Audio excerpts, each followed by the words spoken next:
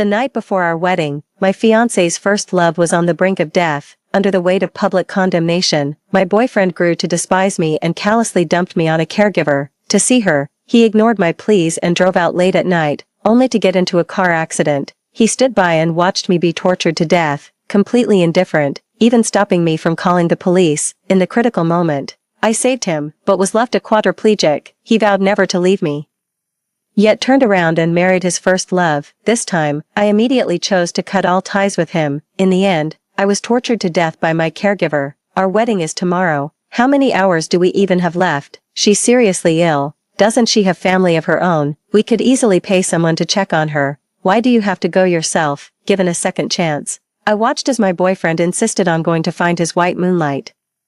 Why did she insist on coming to the hospital with me? In my past life, I tried everything to stop him. Why should I pay these hundreds of thousands in medical bills? None of this is my fault. You should make the truck driver compensate. In this life, I cut all ties and walked away without a second glance, but the truck driver died on the spot, and his family, a widow and children left behind, had no money at all. His parents, their hair turned gray, were pleading with him, no matter what. Qinglan saved your life. Even if you ignore all the years of feelings between you, she is your savior. If it weren't for her, you'd be the one lying in that hospital bed today. 1. The father, a taekwondo instructor who had kept up his martial arts skills all these years, promptly beat the two men up and threw them out. Will you stop making a scene? Jiao has no one else here. She's seriously ill and has no choice but to turn to me for help. What on earth are you so jealous about?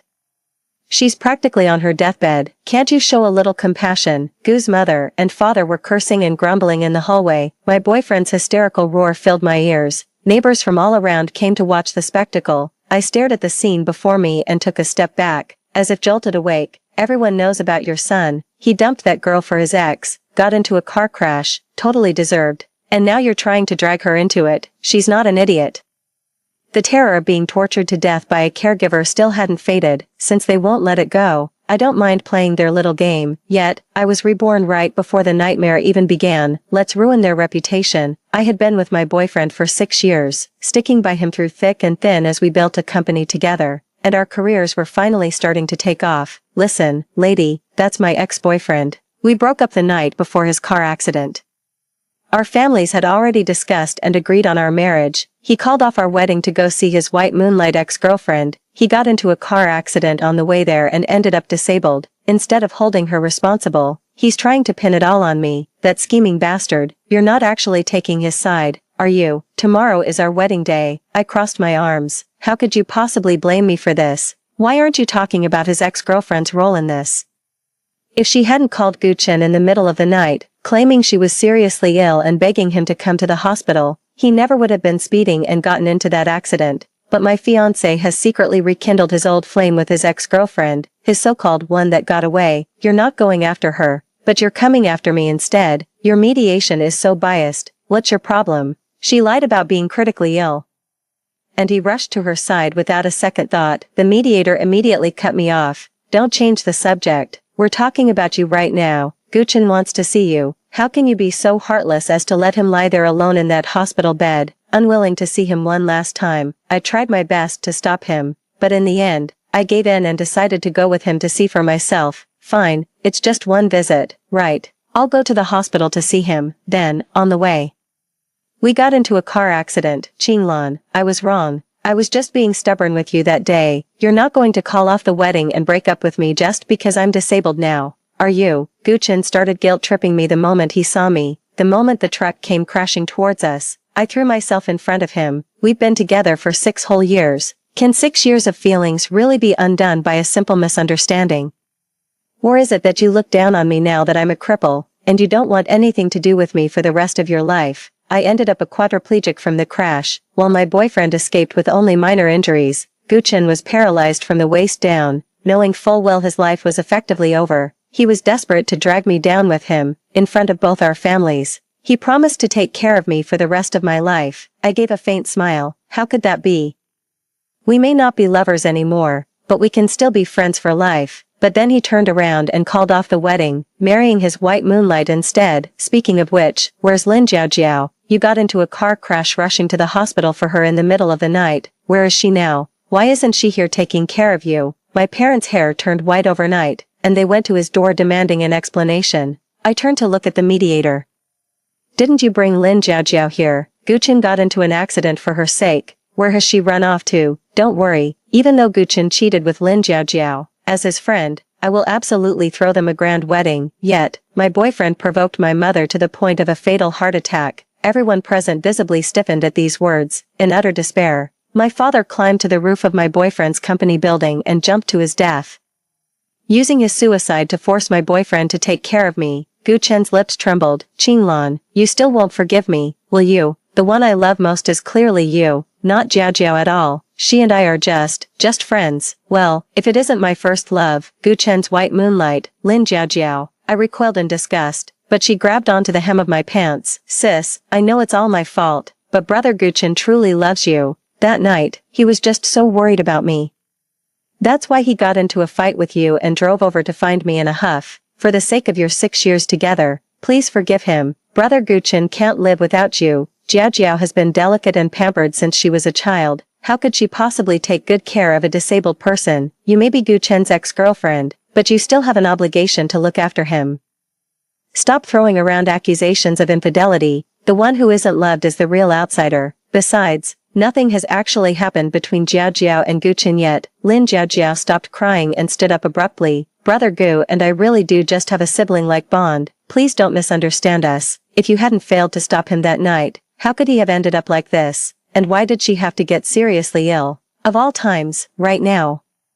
Gu Chen's parents stepped forward and grabbed my arms. I buried my hatred deep in my heart and secretly pressed record on my phone. We'd only feel at ease if you were the one looking after our son. Lin Jiajiao is completely incapable of caring for anyone, and she doesn't even have a job. How is she supposed to support my son in the future? We've been together for 6 whole years. How can I possibly mean less to you than she does? She says she's seriously ill, and you just take her word for it.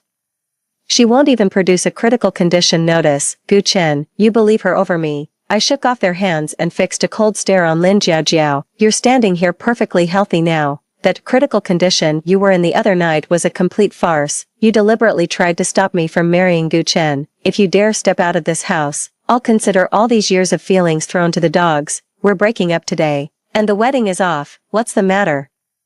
Now that Gu Chen is disabled, you don't want to take care of him anymore. Her boyfriend flew into an even greater rage upon hearing this. Mr. and Mrs. Gu, their hair turned white from grief, broke down in tears as they buried their own child. Shen Qinglan, you're being completely unreasonable. If there was anything between us, would I even be marrying you? Jiajiao is sick. What's the big deal if we postpone the wedding by 1 day? Meanwhile, Lin Jiajiao, suffering from a mental breakdown, was ultimately committed to a psychiatric hospital, where she would remain for the rest of her life. You'll be the one to regret leaving me. If you don't want to be the lady of the Gu household, plenty of other women would jump at the chance. Fine, let's break up. Don't you dare come crying to me later. Don't you think you can threaten me with a breakup? Mr. and Mrs. Gu were sentenced to life imprisonment for the heinous crimes of unlawful imprisonment and intentional assault.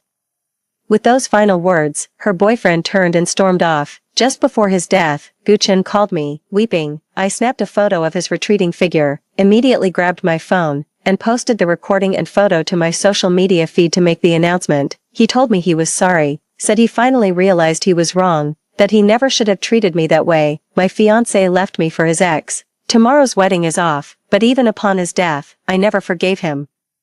6 years down the drain, I might as well have been dating a dog. In my past life, I didn't just hate Gu Chen for his cruelty, I hated him even more for driving my parents to their deaths, for making them both die. I blasted this across all my social media platforms. Plenty of netizens saw it and came flooding in with their comments. I will never forgive a scumbag like him in this lifetime. I'm seeing so much heartache, sympathy, and understanding in the comments. I admit I loved the wrong person. But what did my parents ever do to deserve this? People in the comments have been so supportive and comforting. Gu Chen refusing to pay the medical compensation is one thing, but causing my parents' death, that is unforgivable. Sis, you're amazing on your own. Crying over a guy like that is absolutely not worth it. Now, everything has been settled. Anyone who betrays a sincere heart deserves to swallow 1,000 needles. He'll get what's coming to him. The sky, which had been raining for days, finally cleared. Good riddance. Now I can see his true colors. Cutting my losses was the right move. From here on out, It's nothing but bright skies ahead, the gloom has lifted. Looking at all this, I leaned against the wall, finally managing to calm down. I embarked on a brand new life with my parents. I did this to have proof, to show that Guchen was the one who left me for another woman. This is to prevent Guchen from trying to guilt trip me later, too. My parents saw my WeChat post and called me immediately to ask about it. What on earth is going on? What about the wedding tomorrow morning? My mom asked. I told them the truth and made it clear that getting back together was absolutely out of the question. The fact that he chose to chase after his ex-girlfriend proves he never really got over her. So what does that make me? His rebound. I will absolutely not be with him. 6 years of feelings were drained dry in a past life. I became disabled saving Guchen, but I never once thought of using that to morally blackmail him into marriage. But he was the one driving. My accident was largely due to his reckless driving. My parents are old and frail, and their pension alone can't cover the enormous medical bills. I want Guchen to take responsibility and cover a portion of my medical expenses, but Guchen keeps making excuses. His company is clearly doing well, yet he refuses to offer me any compensation. In my past life, when he came to visit me in the hospital, he gave my parents the cold shoulder. We're begging you, as your aunt and uncle, please, just give us some money so Qinglan can get the treatment she needs. But Guchen responded with cold sarcasm. I never asked her to step in front of me. She did that of her own free will. Why should I pay for it? I wouldn't pay a single cent, let alone tens of thousands. My love is Jiao now. I'm not paying for another woman's medical bills. Shen Qinglan brought this on herself, who asked her to take the hit for me. I didn't need her to. Jiao said she'll love me even if I'm a cripple, so don't you dare try to guilt trip me into taking care of this invalid for the rest of my life. My mother was so enraged that she had a heart attack. I glared at that heartless, ungrateful man with pure hatred, wishing I could tear him to pieces. 6 years of love and affection ultimately turned into a cruel joke. I was left severely wounded. While he went and married someone else, now that everything's starting over, I'll pay him back for every single thing. Let's see if his precious ex-girlfriend, his white moonlight, would still love him if he were a wreck without me taking the fall for him. Soon enough, Guchen's mom saw that post of mine on social media and came storming over to confront me. It's just a visit to an ex-girlfriend. Can't you be a little more gracious? You wretched woman, hurry up and delete that social media post. Don't you dare ruin my son's reputation. You should count yourself lucky my son is willing to marry you. Don't be ungrateful when we're giving you face. In the old days, a man of his caliber could have had multiple wives and concubines.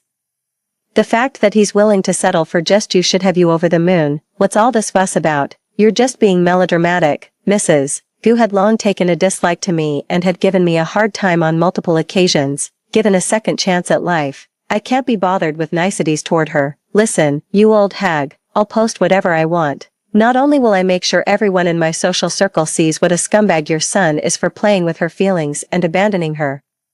I'll post it on every social media platform out there so even more people get to know his true colors. With that, I immediately hung up the phone and blocked Guchen and his parents. In my past life, for the sake of our 6-year relationship, I put up with Guchen's parents over and over. Yet, after I got hurt saving Guchen, they never once came to see me. They urged Guchen to break off our engagement and marry his white moonlight, on the very day my mother passed away from her illness. Guchen's mother had the gall to come see me, saying it served us right. I won't let a single one of these people who destroyed my family get away with it. The revenge has only just begun. The next day, my phone was blowing up with calls and texts. Qinglan, did you hear? Your boyfriend was in a car accident last night. He's still in the ICU. A colleague suddenly said to me at work, he's an ex-boyfriend. What's that got to do with me? I shrugged. My colleague saw that post of mine and knew about Guchen's infidelity. With a chuckle, she asked, I guess that's what you'd call karma. Huh, I don't know if it's karma or not. All I know is that Guchen's parents have been scouring the earth looking for me, and they're absolutely frantic. I heard Guchen survived, but he's a quadriplegic now, completely dependent for the rest of his life. His parents were desperate to find some poor sucker to take care of their son forever. His one true love was nowhere to be found, so, naturally, they thought of me. The moment I left work, they cornered me right at the company's main entrance. Shen Qinglan, my son has been in a car accident and is in the hospital. How can you just sit here at work without a care in the world? Gu's mother rushed up, shrieking as she grabbed me. Why aren't you hurrying to the hospital to take care of my son? I calmly shook off her hand. What does your son have to do with me? Don't forget we broke up the other night. as if she had completely forgotten about that night. Gu's mother exclaimed, "Break up? Did our two families ever agree to that? You're not trying to abandon my son just because he's disabled from the car accident, are you?" She sat on the floor, wailing and making a scene as she accused me. "Oh, my son must have done something terrible in a past life to end up with such a heartless woman. My son was with her for a full 6 years and spent who knows how much money on her, yet the moment she saw he was seriously injured from the accident, she immediately called off the wedding and cut all ties with him. How can you be so selfish and cold-hearted? Shen Qinglan, you'll get what's coming to you for acting like this." 3. Passers-by all turned to look, their gazes filled with judgment. Once a woman is labeled as a gold digger, selfish, and fickle, she becomes an object of scorn, facing condemnation wherever she goes. But how could I ever let the Gu family pin that label on me? I played the recording from last night right then and there. "Fine, let's break up then. Don't you dare regret it later. Don't think you can threaten me with a breakup." Gu Chen's voice rang out. The onlookers immediately shot disdainful looks at his parents and began whispering among themselves. "Your son abandoned me for his ex-girlfriend, insisting on going to the hospital to see her. He ended up in that car crash. That's karma for you. It was clearly his own fault, so why is he blaming me?" I called the company security and had the two of them thrown out, but the Gu family parents wouldn't let me off the hook. When they saw I refused to take responsibility for Gu Chen, they went to my parents. "You know my son is in love with your daughter. If it weren't for this accident, they'd be married by now. My son's accident is absolutely connected to your daughter calling off the wedding. Your daughter must marry my son and take care of him for the rest of his life." Hearing this, my mother clutched her chest in anger. My dad grabbed a broom and chased Gu's mother and father right out of the house. "Your son was tangled up with his ex-girlfriend, toying with my daughter's feelings. He got into a car crash while driving to see his ex. What does that have to do with my daughter? His ex won't take responsibility, so now you remember my daughter. Now that you're in a bind, you expect my daughter to take care of your son. In your dreams, Gu's mother wanted to ruin our family's reputation, but I had already let all the neighbors know about Gu Chen's dirty laundry. Gu's parents couldn't gain any advantage or sympathy, and could only slink back home in disgrace. I carried on with my work and daily routine as usual. Gu Chen wanted to see me to explain himself, but I flatly refused. That was until the day a mediator found me. She shoved a huge microphone right in my face. "Your boyfriend was disabled in a car accident. He just wants to see you one last time. Why won't you go see him? I heard you two were about to get married before the accident, but after it happened, you vanished without a trace and called off the wedding. Don't you think that's heartless?" Ha! I could tell at a glance. This person was the girl of his dreams' best friend.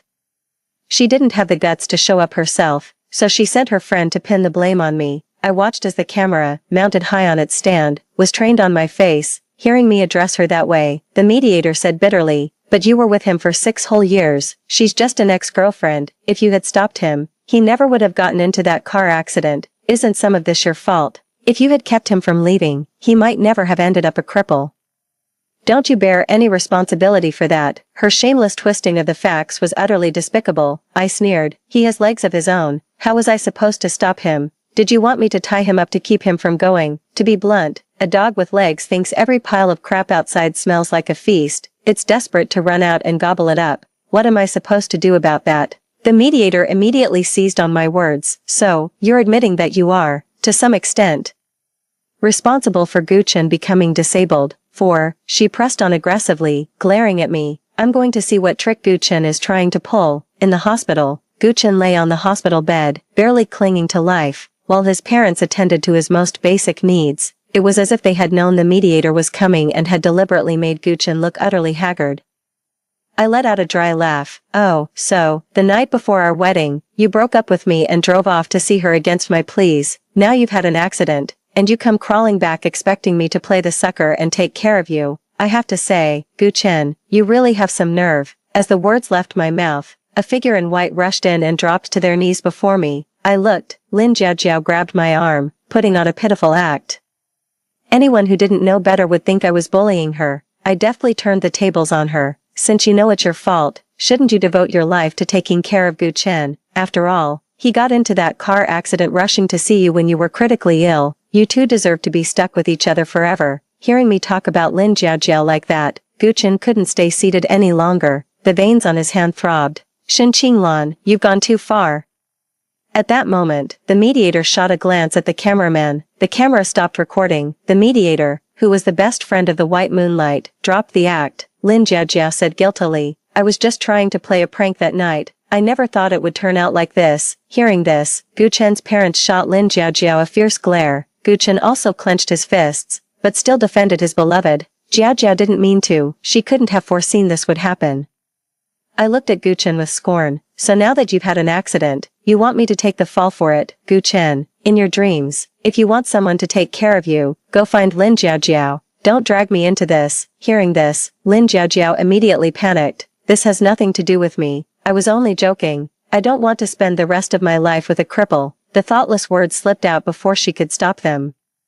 And the realization of what she'd said only hit her a moment later. Gu Chen's face turned ashen, and his gaze towards her grew sharp and menacing. Brother Chen, that's not what I meant. You can't put all the blame on me for this. Lin Jiajiao tried to offer another excuse, but Mr. and Mrs. Gu responded by slapping her across the face, glaring at her. If it weren't for you, you wretched woman, how could my son have ended up like this, if my son doesn't recover?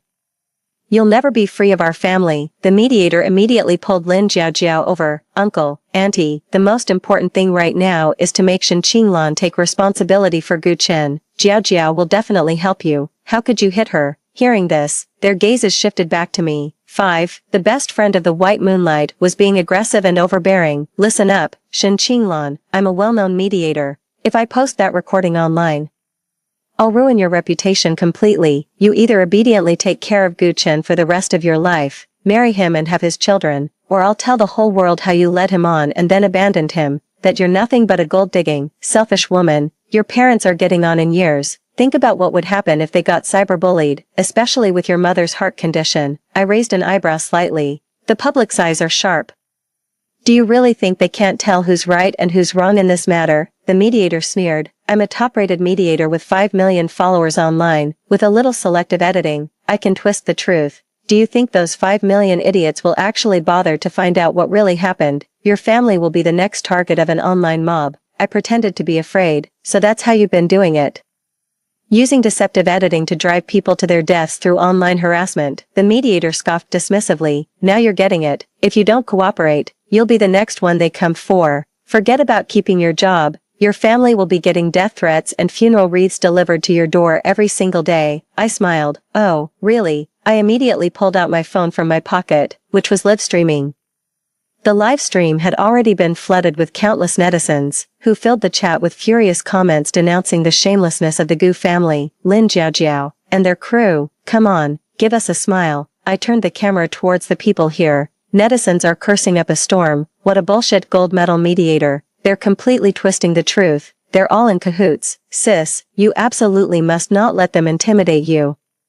That scumbag and that bitch deserve each other. They should be locked up together for life. I should cyberbully them to death. Ah, the mediator let out a sharp cry. Turn off the live stream, now, turn it off. Sister Wang, it's bad. Our follower count is dropping steadily. A lot of people are reporting our videos and even cursing us in the comments. The cameraman came running over with his phone. What do we do now? My phone was still live streaming, so I helpfully informed the viewers. This is the top-rated mediator, Wang Na. Everyone, be sure to give her a warm welcome. Instantly, the barrage was filled with nothing but curses directed at Wang Na. Wang Na's social media account was reported and suspended, and a flood of abuse poured into her private messages. The victim's family tracked down her address, splashed red paint on her door, and pelted her with eggs on her way out. I watched it all and couldn't help but laugh. In my past life, after I became quadriplegic, Wang Na twisted the truth, claiming I used my disability to threaten my boyfriend into breaking up with his true love and marrying me instead. Back then, I was tormented not only by physical pain but also by relentless online harassment. A few extremists even showed up at my doorstep, pushed me out of my wheelchair, and took photos of my disabled state to post online for public mockery. My parents tried everything they could, but to no avail.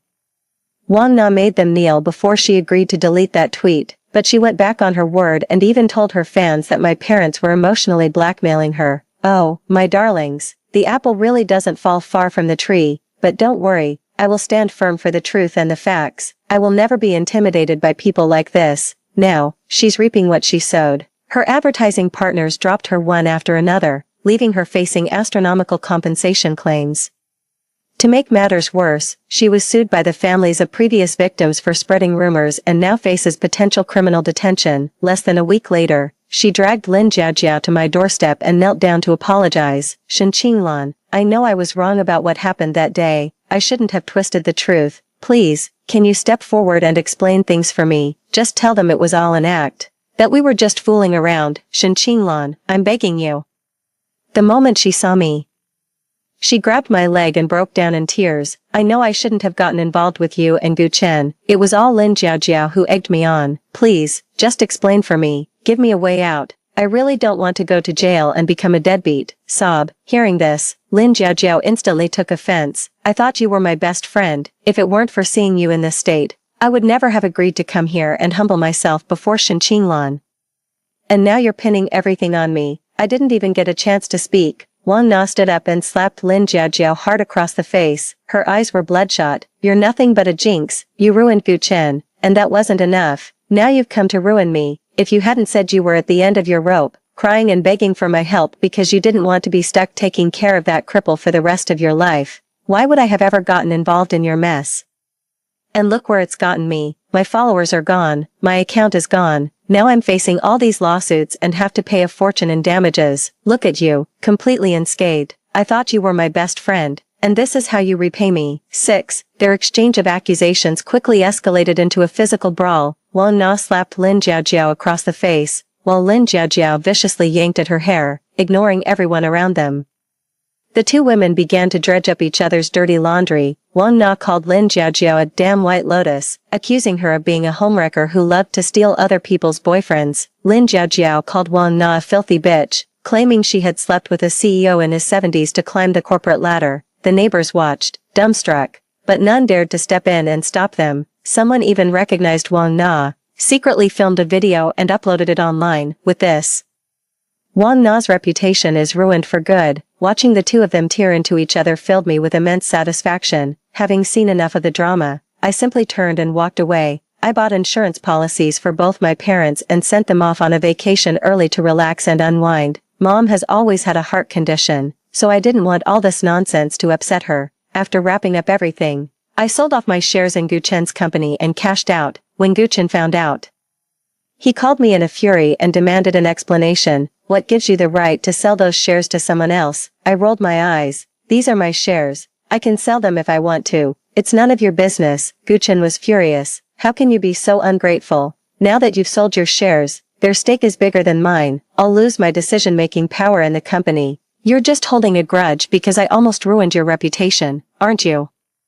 But look at me now. I'm disabled. What more do you want from me? Shen Qinglan, how could you do this to me? Listening to the roar on the other end of the line, I remained exceptionally calm. You brought all of this on yourself. What right do you have to blame me? Gu Chen, I'm telling you, what goes around comes around. You had this coming. I hung up the phone and blocked the number. The Gu family parents came to the company to ambush me again, but I had long since vanished into thin air. Shen Qinglan resigned a few days ago. She doesn't work here anymore, the HR person said, shooting them an annoyed look. The online scandal has blown up, and practically everyone knows about the Gu family's dirty laundry now. Gu Chen's parents are public enemy number one, despised by everyone. Gu Chen's parents tried calling me, but I had already switched to a new phone number. I quit my job to spend time with my own parents, traveling and enjoying their company. Not long after, I heard from a friend that Gu Chen's parents, unable to find me, had turned to Lin Jiajiao, demanding she take responsibility for Gu Chen. But how could Lin Jiajiao ever agree to be tied to a useless cripple for the rest of her life? She tried to run away on the spot, but Gu's parents pinned her down, beat her savagely, and then dragged her all the way to the hospital. Lin Jiajiao called the police, refusing to accept this. Gu's parents filed a lawsuit against Lin Jiajiao, accusing her of intentionally causing their son's disability. Lin Jiajiao now lives in hiding every day, pointed at and whispered about wherever she goes. She's on the verge of a complete breakdown. In order to pay for his treatment, Gu Chen was ultimately forced to sell his company. He was utterly ruined and reduced to a shell of his former self. Upon learning that his white moonlight had no intention of caring for him, he ultimately came to hate Lin Jiajiao as well. I got a real kick out of listening to that scumbag and that bitch tear into each other every day. That is, until the police came looking for me and paid me a visit. That's when I found out that Gu Chen and his whole family had been sent to prison. Turns out, Lin Jiaojiao was trying to ditch Gu Chen and make a run for it. Mr. and Mrs. Gu resented her for ruining their son and were unwilling to let her off the hook. They secretly broke into Lin Jiaojiao's home, drugged her, and took her back to the countryside. They held Lin Jiaojiao captive, intending for her to bear an heir for the Gu family. My son ended up in this state, all because of a wretched woman like you. If you dare neglect our son, we'll make sure you end up dead. Lin Jiaojiao was shackled and locked in a cowshed, forced to eat scraps every day. Gu Chen's parents would forcibly spread her legs, compelling her to have marital relations with Gu Chen. Her life was worse than that of a dog. It wasn't until 2 months after Lin Jiaojiao went missing that her friends and family realized something was wrong and reported it to the police. By the time the police found Lin Jiaojiao, her abdomen was slightly swollen, both her arms and legs were broken, and there wasn't a single patch of unbruised skin on her body. It turns out that ever since Gu Chen became a cripple, he developed a twisted psyche. He ordered his parents to break Lin Jiaojiao's arms and legs, tormenting her in new and cruel ways every day. Lin Jiaojiao suffered a complete mental breakdown and was admitted to a hospital. All 3 members of the Gu family were arrested and sent to prison, charged with intentional assault. Lin Jiaojiao swore they would die. She terminated the unwanted pregnancy, but due to malnutrition during gestation, she suffered massive hemorrhaging during the procedure and had to have her uterus removed. From then on, she permanently lost her ability to bear children. I went to the hospital to see her. The moment Lin Jiaojiao saw it was me, she completely lost her mind. Shen Qinglan, you bitch, why didn't you take the hit for Gu Chen this time around? You're the reason I ended up like this. Aya, I'll kill you. Why is it me suffering this torment and not you? How did I become this? 7. I never imagined Lin Jiaojiao had been reborn as well. This is just perfect. You're infertile now. With all those videos online, anyone can look you up and see exactly what kind of person you are. Lin Jiaojiao, are you happy with this outcome? I laughed out loud. Lin Jiaojiao covered her ears and let out a frantic, piercing scream. Her face was a web of scars, and the delicate beauty she once prided herself on had been brutally mutilated by Gu Chen. Without shelling out a fortune, tens or hundreds of thousands, she can forget about ever getting reconstructive surgery in this lifetime. Who would ever want an ugly, barren woman? Lin Jiaojiao's chances of ever landing another wealthy heir are completely shot for the rest of her life. Gu Chen's leg injury flared up, and he's being treated right next door. You should go thank him when you have a chance. If it weren't for him, you wouldn't be in this state. My eyes darkened. My words laced with insinuation. Lin Jiaojiao's face twisted into a vicious snarl. After visiting that old friend, I went next door to see Gu Chen. Gu Chen's expression was much calmer. When he saw me appear, a light flickered in his dim eyes. Cough, cough, cough. Qinglan, how did I end up like this? Didn't you take the hit for me in the car accident this time around? A cold laugh echoed in my heart. Gu Chen had been reborn too. Perfect. That scumbag and that wretched woman are finally getting exactly what they deserve. I looked at him, feigning confusion. What on earth are you talking about? I never got in the car with you that day of the accident. You went to find Lin Jiaojiao all by yourself. What? Gu Chen jolted upright, but the pain from his injuries immediately forced him back down. The foul stench of his festering, reopened wounds hit me, and I instinctively took a step back. Gu Chen's expression was deeply wounded. Why didn't you stop me? Why didn't you get in the car with me? He muttered to himself, in disbelief. He felt his lower body, confirming with horror that his legs were gone and his face was disfigured. This can't be real. This has to be a dream, a nightmare. He pressed down on his festering wound, and as the pain surged through him, he finally realized this was the real world. Tears streamed down his face. How could this be? I was supposed to be successful, and my legs, they should still be here. Shen Qinglan, why didn't you stop me? Why didn't you shield me from that harm? Afterwards, his voice grew increasingly shrill. I crossed my arms, a mocking smile playing on my lips. Why on earth should I stop you, or take a hit for you? Didn't you say in our last life that it was all my choice, that you never asked me to take the blow, that you wouldn't even pay my medical bills? You said you would have been fine without me, didn't you? Gu Chen caught on immediately. Shen Qinglan, you've been reborn all this time, and you just stood by and watched me become a cripple. Smack. I slapped him hard across the face and sneered. So what? How does it feel to be a useless cripple now? Don't worry, you'll have your whole miserable life to get used to it. You just savor the agony I endured in my past life, and rot away in this one. Gu Chen's eyes were bloodshot as he lunged at me, trying to strike, but with no legs. He instead fell with a heavy thud, his entire body collapsing to the floor. The police officer outside, hearing the commotion, entered and placed Guchen back onto the bed. The movement aggravated his wounds, leaving his face deathly pale. He glared at me, hurling a constant stream of curses. I wasn't bothered by his insults in the slightest. Watching him cling to his last shreds of life, I delivered a perfectly cruel remark. "Your old flame is right next door.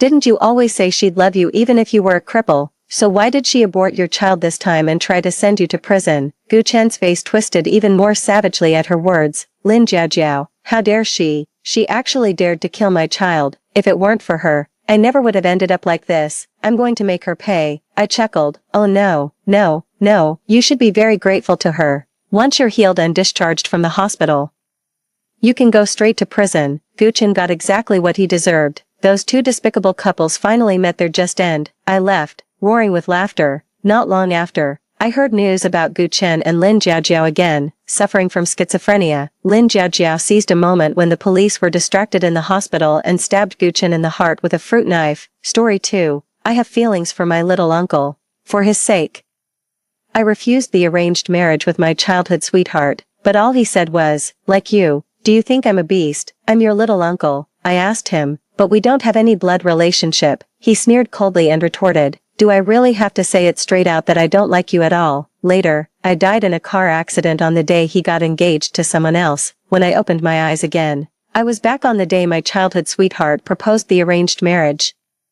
In full view of everyone, I nodded and agreed. The man who was always nonchalant suddenly went crazy. 1. Marriage is a big deal. Coincidentally, Mian Mian's little uncle has returned from abroad and will be here soon. Let's also hear his opinion. Upon hearing this, I immediately looked up at my grandmother. Ji Yanli has returned to the country ahead of schedule. In my previous life, I remembered it very clearly. My grandmother just called to ask for Ji Yanli's opinion, and that man refused in the cold tone I was most familiar with. "I can't get away from the branch company in Luxembourg. I can't come back. It has nothing to do with me whom she marries. But this time, why is it different from the previous life?" The next second, the sound of the private room door opening pulled my thoughts back. I looked up and met the gaze of the travel-worn man at the door from a distance. 2. Yanli, what do you think about Mian Mian's marriage with the Song family? Probably not wanting to hear Ji Yanli's harsh sarcasm again, I directly took over my grandmother's words. "Grandma, I'm already an adult. I can make my own decisions about such things." The man opposite snorted and smiled, tapping the tabletop casually with his fingertips, then let her tell us her thoughts. Under the eyes of everyone, I took a deep breath. My tone was solemn. "I'm willing to marry brother Song Yu. Song Yu is my childhood sweetheart whom I've grown up with." As soon as I finished speaking, the sound of tapping on the table stopped immediately. Ji Yanli stared at me without blinking. Grandma's voice sounded at the right moment. "Since you also like your brother Song Yu, then Grandma doesn't have much else to say." I ignored Ji Yanli's gaze and nodded at Grandma and the others. "Brother Song Yu just sent me a message saying he's waiting for me at the door. So I'll be leaving now." "Stop." Ji Yanli, who had been silent for a long time, suddenly spoke, ignoring the strange looks from others. He walked straight up to me. He looked down at me. "Do you like him that you want to marry him?" My voice was very calm. "It doesn't matter whether I like him or not now, little uncle. Even if I don't have feelings for him now, we have a lifetime to cultivate them. After all, we'll be husband and wife soon." Ji Yanli looked at me with a dangerous tone. "What did you call me?" In the past, when I liked Ji Yanli, I always called him by his full name. This was the first time I called him little uncle. He was so angry that he laughed, and without asking for anyone's opinion, he directly pulled me away in front of others. "Let go of me." I was pulled all the way to the parking lot by Ji Yanli. Ji Yanli sneered, his hand gripping tightly. "Let you go to find your little fiancé." I just felt it was unintelligible. "Even if so, it has nothing to do with you, little uncle." I deliberately emphasized the last few words. Upon hearing this, Ji Yanli really stopped. His jaw was tense. He lit a cigarette, seemingly to calm down. "Either you get in the car with me and talk now, or I'll go talk to your brother Song Yu directly." I don't know if it's an illusion, but I always feel that Ji Yanli has a much worse temper this time. In the end, I still got into Ji Yanli's car. 3. You can't marry Song Yu. Ji Yanli looked at the steering wheel, his tone broking no argument. I smiled and was about to retort. Then the car window on the driver's side was knocked. This was a public parking lot, and there was a large shopping mall above. "Brother Yanli, Are you also here to go shopping in the mall? The delicate woman in front of us was Ji Yanli's fiancé in his previous life, Ningxi, but at this time in this life, she hadn't met me yet. The woman's gaze passed over Ji Yanli and she looked at me hesitantly. Who is this? I looked at her calmly and smiled. This is my little uncle, sister. Do you want to have a private chat with my little uncle? Then I'll leave now. As I said this, I started to unbuckle my seatbelt. Ningxi's cheeks turned slightly red. Thank you. Ji Yanli's abnormal behavior just now made me feel dazed for a moment. But the appearance of Ningxi immediately brought me back to reality. This was the destined female lead in Ji Yanli's life. Who said you could leave? Ji Yanli stopped my movement with a half smile. I instinctively looked up, but my vision spun around. I was held and sat on Ji Yanli's lap. He raised his hand and stroked my side face, his warm palm stroking all the way down to my chin. There was a lazy smile on his face. What's this? Playing the roles of uncle and niece. The man lowered his head and leaned closer to me, his breath spraying on my chin. His deep voice was particularly ambiguous at this moment. Little niece, how come I didn't know you had this kind of hobby? I was completely stunned, my mind going blank, unable to respond. I let Ji Yanli talk nonsense. He finally looked up at Ningxi, who was frozen outside the window. Miss Ning, do you have something to talk to me about? Does it have to be now? I'm not really convenient. After saying this, he held me and adjusted the seat backward, the hint being very obvious. Ningxi took 2 steps back with a pale face. Brother Yanli, how can you hold another woman? Don't you know that I like you? Ji Yanli turned his head and sneered. He seemed to think what she said was absurd. Listen, Ningxi, your liking me has nothing to do with me at all. Stop hovering around me like a fly. Please. He deliberately emphasized the word please, and his repulsion towards Ningxi was clearly shown. I slowly came back to my senses. This was very wrong. Even if Ji Yanli disliked a woman, he had never made her so embarrassed in public. What's more, it was his fiancée whom he was engaged to in his previous life. While I was still thinking about it, Ningxi had already run away with tears in her eyes. Little uncle, can you let me go now? I just regarded him as using me as a shield. Ji Yanli's phone rang at this moment. Instead of letting me go, he held me even tighter. He used his other hand to answer the phone. Grandma's voice came from the other side. Yanli, what's the situation between you and Mianmian? Where did you take her? Ji Yanli didn't answer in a hurry. Instead, he glanced at me and raised one eyebrow slightly. What did you just say? You want to get off my lap? I immediately held my breath and shook my head at him repeatedly, signaling him not to say anything. Grandma on the other end of the phone didn't hear clearly. What did you say? Ji Yanli didn't speak, just looked at me leisurely. I closed my eyes, and had to grit my teeth and lean against his neck. Ji Yanli immediately hugged me back. It's nothing, Mom. Ji Yanli and I have some personal matters to sort out. Grandma didn't ask any more questions. She just gave a few words of advice and then hung up the phone. The air in the car suddenly became silent. Ji Yanli stopped my movement of moving away. He leaned close to my ear. This is the reason why you can't marry Song Yu. I slightly raised my head and looked into his eyes. But you said it yourself that you don't like me at all. Ji Yanli turned his head and clicked his tongue. I didn't say such nonsense. He clearly said it. I won't believe him. I climbed back to the passenger seat huffing and puffing and was about to get out of the car. But the next second, he directly started the car. I leaned against the edge of the car window, counting the cars that whizzed by in boredom. I was also deep in thought, recalling Ji Yanli's abnormal behavior. Suddenly, the car was slammed to a stop. I leaned forward due to inertia. There was a black Kian blocking the way in front of us. Song Yu got out of the car. His face was cold and serious. Mian, get out. I'll take you back. I instinctively glanced at Ji Yanli. He casually tapped the steering wheel with his fingertips, looking at the boy in front of him with great interest. Did you call him here? No, for no reason. I felt a sense of low pressure. He lit a cigarette. And with a vague smile on his face, he said, your little fiancé has chased after you. I can't just pretend not to see it. After saying this, he stepped out of the car and locked the car door behind him. In the cold evening wind, the two men stood facing each other. Please let Mian out of the car. I won't let her go. What are you going to do about it? Song Yu stopped arguing and directly walked towards the passenger seat. But the moment he got close, Ji Yanli grabbed his arm. Song Yu was slightly shorter than Ji Yanli. He quickly fell into a disadvantage. He was pushed around by Ji Yanli and slammed onto the front cover of his Kian. Ji Yanli's hand was around his neck. What do you want to do to Mian? Song Yu managed to say. Ji Yanli unhurriedly flicked the ash off his cigarette with his other hand and crushed the cigarette butt on the car. Maybe I didn't make myself clear before. stay away from her. This is my last warning to you, she's mine, she belongs to herself. Song-yu spat out the words one by one. Ji Yanli laughed softly and increased the strength in his hand. I finally found the spare key in the car, opened the door, and ran over in a hurry. Little uncle, let him go, I said as I tried to pull his hand away, but the man didn't move at all. Song-yu was already on the verge of death, in a rush. I had to bite Ji Yanli's wrist. He finally let go. I quickly helped Song-yu up. Do you really feel sorry for him that much? Behind me came Ji Yanli's emotionless voice. I'm also injured, can't you see it? I stopped moving. As soon as I turned around, he picked me up forcefully and threw me onto the back seat of the car. He also got into the car. Just as he was about to start the car, I struggled desperately. What are you doing, Ji Yanli? Didn't you see that Song-yu is already?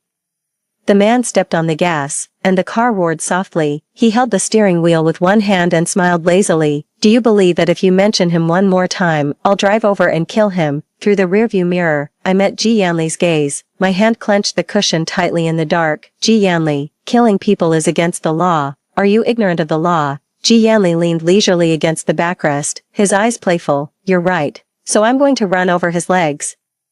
What do you think? The Song family doesn't have only one son, moreover, it's Song-yu's father who is begging me for the project now. Do you think the Song family wants a project that can firmly establish their position in the business world, or do they want their son's two legs? He laid out the pros and cons in front of me, forcing me to make a choice. I couldn't just ignore Song-yu. In my previous life, when everyone accused me of not being supposed to like Ji Yanli and being shameless, it was Song-yu who protected me time and time again. Little uncle, I'm sorry. In this battle without any cards, I had to admit defeat and show weakness. Ji Yanli didn't move, and the front of the car was still facing Song-yu. Okay, so what should you do in the future? I lowered my eyes and my voice was very soft. I won't contact him again. Ji Yanli's voice softened a bit. Sit back in the front. I did as he said. The man leaned over to fasten my seatbelt for me, and his fingertips rubbed my earlobe. So good. Ji Yanli finally turned the car around and left. I held the seatbelt tightly and looked straight ahead. It was as if I didn't hear Song-yu shouting my name behind me at all. 5. I was taken back to Ji Yanli's villa in the suburbs by him. I stood numbly in the entrance hall, watching him walk to the wine cabinet and drink up the whiskey in the glass in one gulp. He looked up at me while holding an ice cube in his mouth. Why are you unhappy? The sound of him biting the ice cube, accompanied by his casual steps, made me shiver involuntarily. Ji Yanli stopped in front of me and stared into my eyes. Is it because of Song-yu? What exactly do you want? There was still a trace of a crying tone in my voice. Tong Mian, don't play dumb with me. I sniffled. Ji Yanli, if you like me, why do you still force me to do so many things? Ji Yanli didn't think there was anything wrong with that. He gently rubbed my head. Because you're not obedient enough. All the words I wanted to refute got stuck in my throat. When Grandma called Ji Yanli again, I couldn't help but breathe a sigh of relief. Finally, the only person who could save me had come. Yanli, when will you come over? We need to discuss Mian Mian's marriage. Ji Yanli looked at me with drooping eyelids, his tone indifferent. I almost forgot. What? Tong Mian's wedding is cancelled. My eyes widened instantly. Grandma was also puzzled on the other end. Why? I had a bad feeling. Ji Yanli looked at me, but he was speaking into the phone. He drawled, but his tone was beyond dispute. Because she's going to marry me, you'd better not interfere in our business. After saying this, he hung up the phone. Ji Yanli, are you crazy? I felt like I was on the verge of a breakdown. What nonsense did you talk to Grandma? Are you trying to force me to death? Ji Yanli threw his phone on the coffee table, picked me up, and then pressed me onto the sofa the next second. We were so close that I could hear his breathing. Didn't you say that you like me and only want to marry me? I couldn't break free, so I simply turned my head slightly to the side. That was in the past. Ji Yanli held my chin, forcing me to look at him. Then like me again. Tong Mian, as long as you stay by my side obediently, I can wait. His gaze moved down to the side of my neck. He leaned closer. The next second, I felt a kiss on the side of my neck. My body tensed up involuntarily. Ji Yanli seemed to be getting even closer. Don't. I tried to find my voice. The man stopped his movement. After a while, he propped himself up with his arm and moved away a bit, hovering above me. Little uncle, can you let me go? Ji Yanli was still smiling, but his eyes were filled with coldness. He placed his fingertips on my lips and gently rubbed them. The meaning was obvious. The remaining words were stiffly swallowed back by me. When Ji Yanli still maintained that posture, the door at the side and rear was suddenly pushed open. A ray of light poured in, and I squinted my eyes due to the glare. What are you doing? Ningxi stood at the door with her eyes wide open in anger. Ji Yanli's expression instantly darkened, and he stood up. Were you following me? Would I have seen this scene if I hadn't followed you? The veins on her forehead were clearly bulging. She seduced you, didn't she, Brother Yanli? Tell me, it's like that, isn't it? There was a hint of madness in Ningxi's eyes. Ji Yanli didn't say anything. He picked up his phone and called the security guard, taking advantage of this gap. Ningxi suddenly strode over. Before I could react, she took out the eyebrow trimmer that she had hidden in her hand and slashed towards my face. There was no time to dodge, so I instinctively closed my eyes tightly, but I didn't feel the pain I had expected. Brother Yanli, I opened my eyes. Ji Yanli's arm was in front of me. Bright red blood dripped drop by drop along the wound onto my pants, spreading out. Ji Yanli didn't pause. He directly bent Ningxi's arm inward. The eyebrow trimmer in his hand was pointed directly at her own neck. Why are you so cheap? Huh, a few hours ago, I just rejected you, and now you're sticking to me again. Is it my fault that I like you? Ningxi was forced to take step by step backward. And even a bloody mark had been pressed out on her neck by the blade. You'll soon know if it's wrong or not. Ji Yanli let out a soft laugh and threw Ningxi away. I heard the approaching sound of footsteps. The security guards arrived and took Ningxi away while apologizing. She was in a sorry state. But she was still crying and looking at Ji Yanli. Were you scared? Ji Yanli put away his usual carefree attitude and was rarely serious. Did she touch you? I stared blankly at the man who was crouching in front of me, looking rather nervous. I spoke slowly. You're the one who's injured. It seemed that he only noticed his wound at this moment. Half an hour later, the doctor left after bandaging the wound. I opened my mouth. With mixed emotions. Thank you, little uncle. Ji Yanli was not affected by the wound at all. He took out a cigarette and bit it. There was a slight mocking smile in his voice. You already hate me enough. If you got injured because of me, you'd probably hate me to death, wouldn't you? How could I give you that chance? I ignored his awkward words that were the opposite of what he really meant. I just stared at the bandaged part of his wound and remembered a lot of things. I initially fell in love with Ji Yanli just because he was kind to me. When I was blocked by hooligans in high school and they tried to give me love letters, Ji Yanli specifically staked them out for a week. After finding them, he gave them a good lesson. When my university supervisor replaced my scholarship quota with someone else's, Ji Yanli didn't say something like, it's not much money anyway, I'll give you 10 times that amount. Instead, he seriously helped me get back my justice and the scholarship. The atmosphere was unexpectedly relaxed.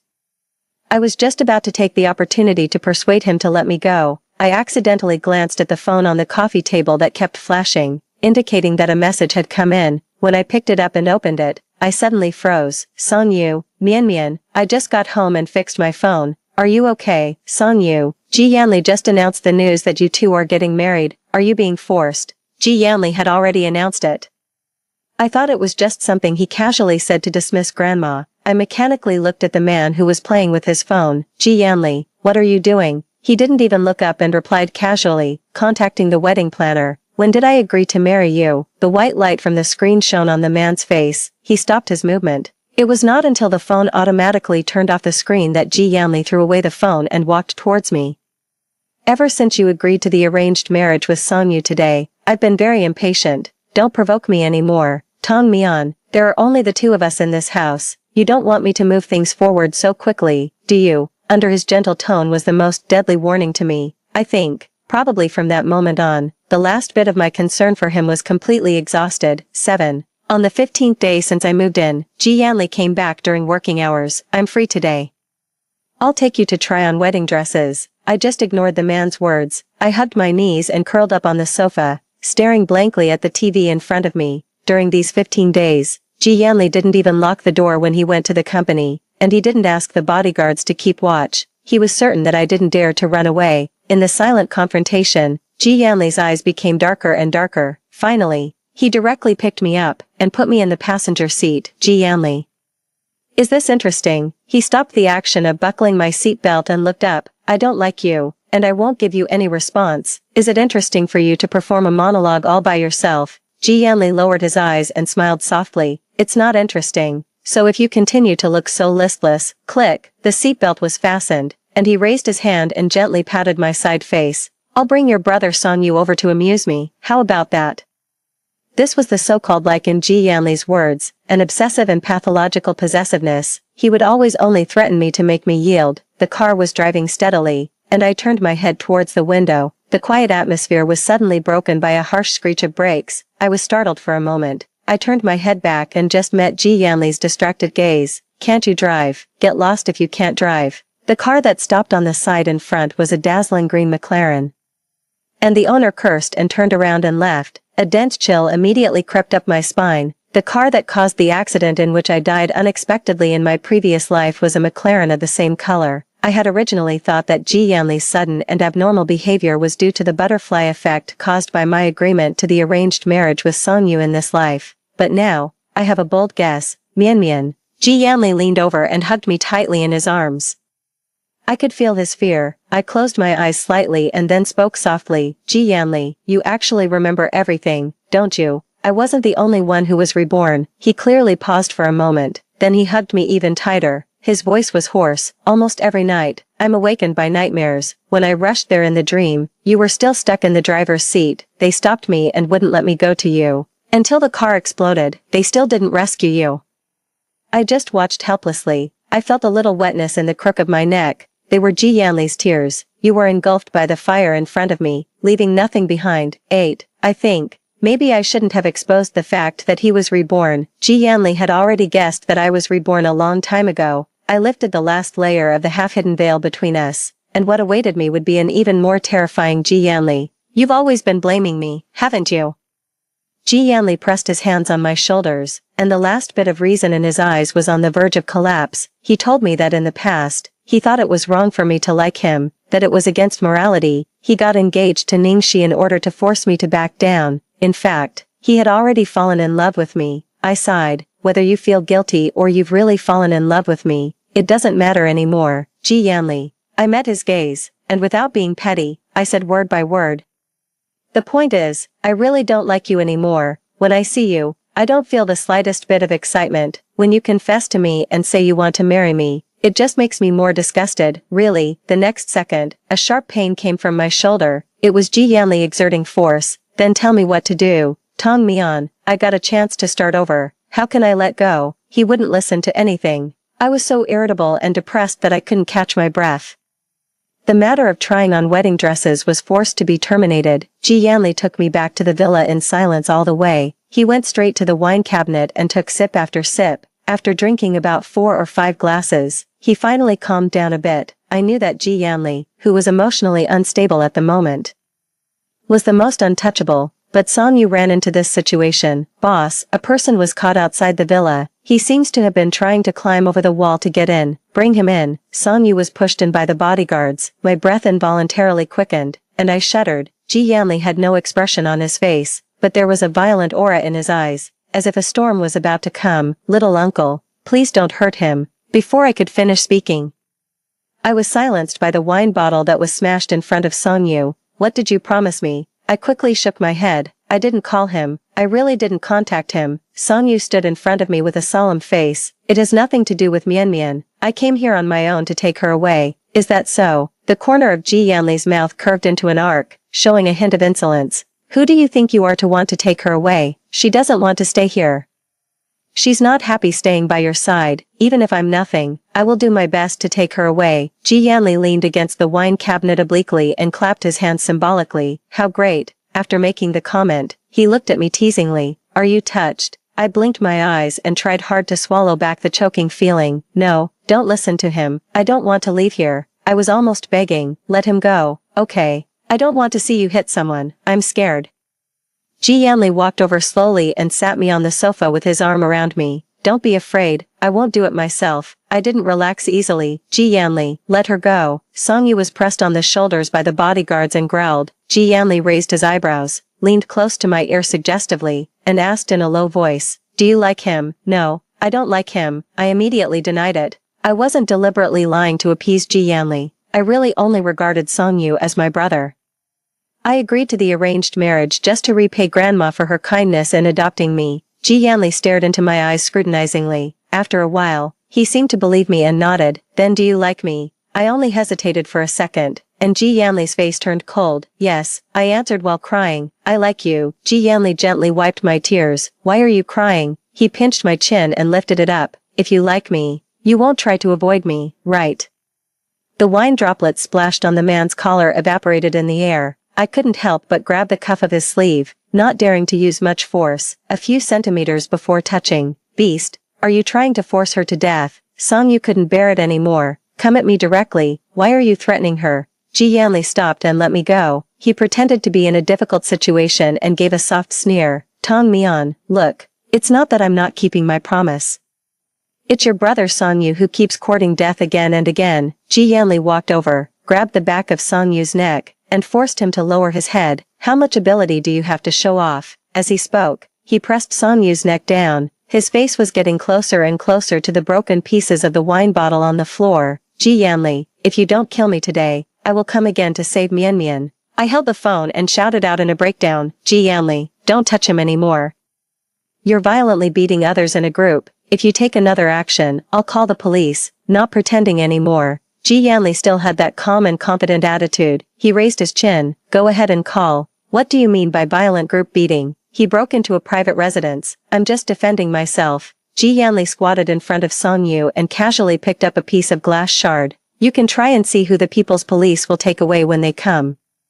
My face gradually turned pale, and I let my hand drop feebly. The phone fell to the ground accordingly. Ji Yanli played with the piece of glass shard in his hand. I nervously followed his hand with my gaze, afraid that he would stab Song-yu with it. He smiled meaninglessly. As for you, don't keep talking about killing people. Do you understand the law? Here's what we'll do. He looked at the glass shard and then at Song-yu. If you swallow it, I won't pursue this matter today. How about it? Or I'll have someone force your mouth open and stuff all these pieces in, and then send you to the hospital for gastric lavage. Sweat dripped from the black hair on Song-yu's forehead and landed on the ground. After a period of resistance, he had no strength left. I forced myself to hold back the weakness in my legs and walked over to Ji Yanli. I barely managed a smile and hugged his waist. Stop making trouble, okay? I'll be obedient and listen to you from now on. Weren't you going to take me to choose a dress? Let's go, you can help me choose, and I'll help you choose, okay? Behind me came Song-yu's horse crying, Mian Mian, don't bow down to him. I seemed not to hear him and just buried my head in the crook of Ji Yanli's neck. He's so noisy, throw him out. Ji Yanli was like caressing a docile pet, casually stroking the back of my head. Why are you being so obedient all of a sudden? Weren't you still threatening to call the police? I was wrong. I overestimated my abilities. Ji Yanli's hand moved down and rubbed my ear. Mian Mian, since we're going to act, we might as well do it thoroughly, he said in a voice that only the two of us could hear. Then he turned my body around to face Song-yu. Tell him, are you willing to marry me voluntarily? I knew that my bitter smile must look very ugly at this moment, but Ji Yanli behind me was like a gun pointed at my head. Song-yu, I really want to marry Ji Yanli. Please don't bother us anymore. It really bothers me. Song-yu opened his mouth with difficulty but couldn't say a word. The sadness in his eyes was about to overflow. I'm sorry. He was apologizing for not being able to take me away and forcing me to agree to marry Ji Yanli. Song-yu was sent away, and it was as if all my strength had been drained from me. I knelt and sat on the carpet, motionless. I didn't lay a finger on that idiot. What are you still dissatisfied with? Ji Yanli stood in front of me, looking down at me. I replied feebly, nothing, I'm very satisfied. He bent down and picked me up, carrying me towards my room. He's just a useless coward. That car accident wasn't an accident, it was man-made. I looked up. Ningxi ordered someone to do it, he added in a cold voice. When he found out, he didn't do anything. He just kept crying in front of your tombstone. I stared at him in a daze, and my intuition led me to ask, what about you? Ji Yanli stopped in his tracks, and his black eyes looking at me were bottomless. I killed her. I instantly lost all ability to think. Ji Yanli's eyes were dark and gloomy. She planned everything, just to make me watch you die in front of me on the spot. Should such a bitch die, in this life?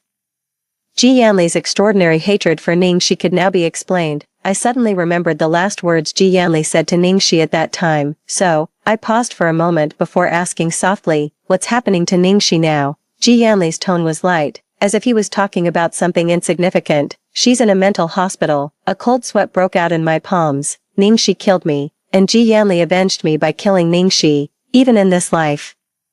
He had the foresight to lock her up in a mental hospital to prevent her from hurting me, but my first reaction wasn't gratitude. What welled up in me was fear of the madness and paranoia of the man in front of me. Ji Yanli placed me on the bed and then pressed down on me. I turned my head away in rejection and put my hand on his shoulder. No, Why, he didn't move. And his voice was so soft that it was almost a whisper. Ji Yanli, you and I both know the reason.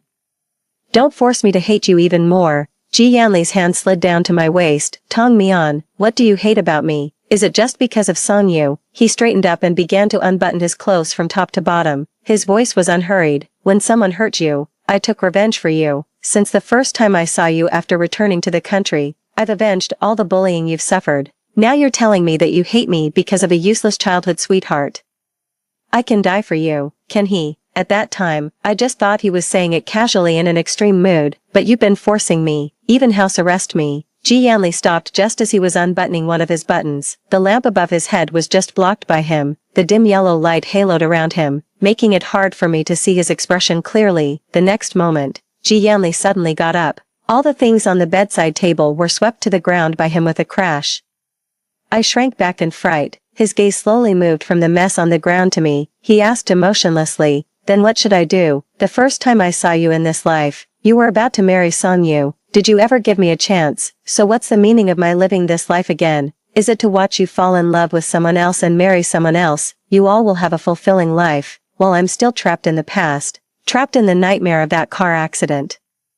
Is that fair to me? Ji Yanli suddenly lost control. He picked up the fallen table lamp and smashed it against the empty wall beside me. Speak. Facing him like this, I couldn't provoke him any further. Tears slowly welled up in my eyes as I looked at Ji Yanli. I sobbed softly. Are you going to hit me? Ji Yanli stared at me intently. After a few seconds, he closed his eyes. He sat down by the bedside and gently hugged me into his arms. No, I will never hurt you. Did I scare you?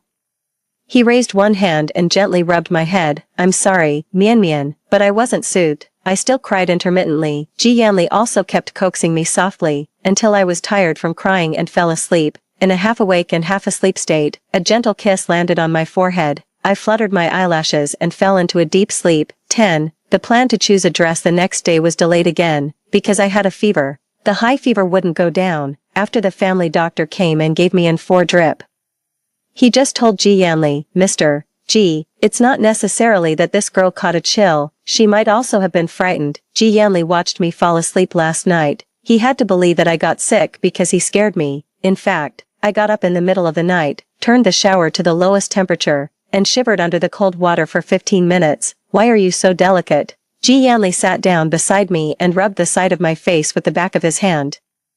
I just took advantage of the fever-induced drowsiness to avoid all communication with him, to stay by my side. Ji Yanli moved his office to his study at home, but every night I would throw away the medicine prescribed by the doctor. If my body temperature went down, I would take a cold shower again. As a result, I kept having a recurring high fever, and my body was getting weaker and weaker. She's had a fever, and she still hasn't recovered. Ji Yanli looked at the doctor with a half-smile.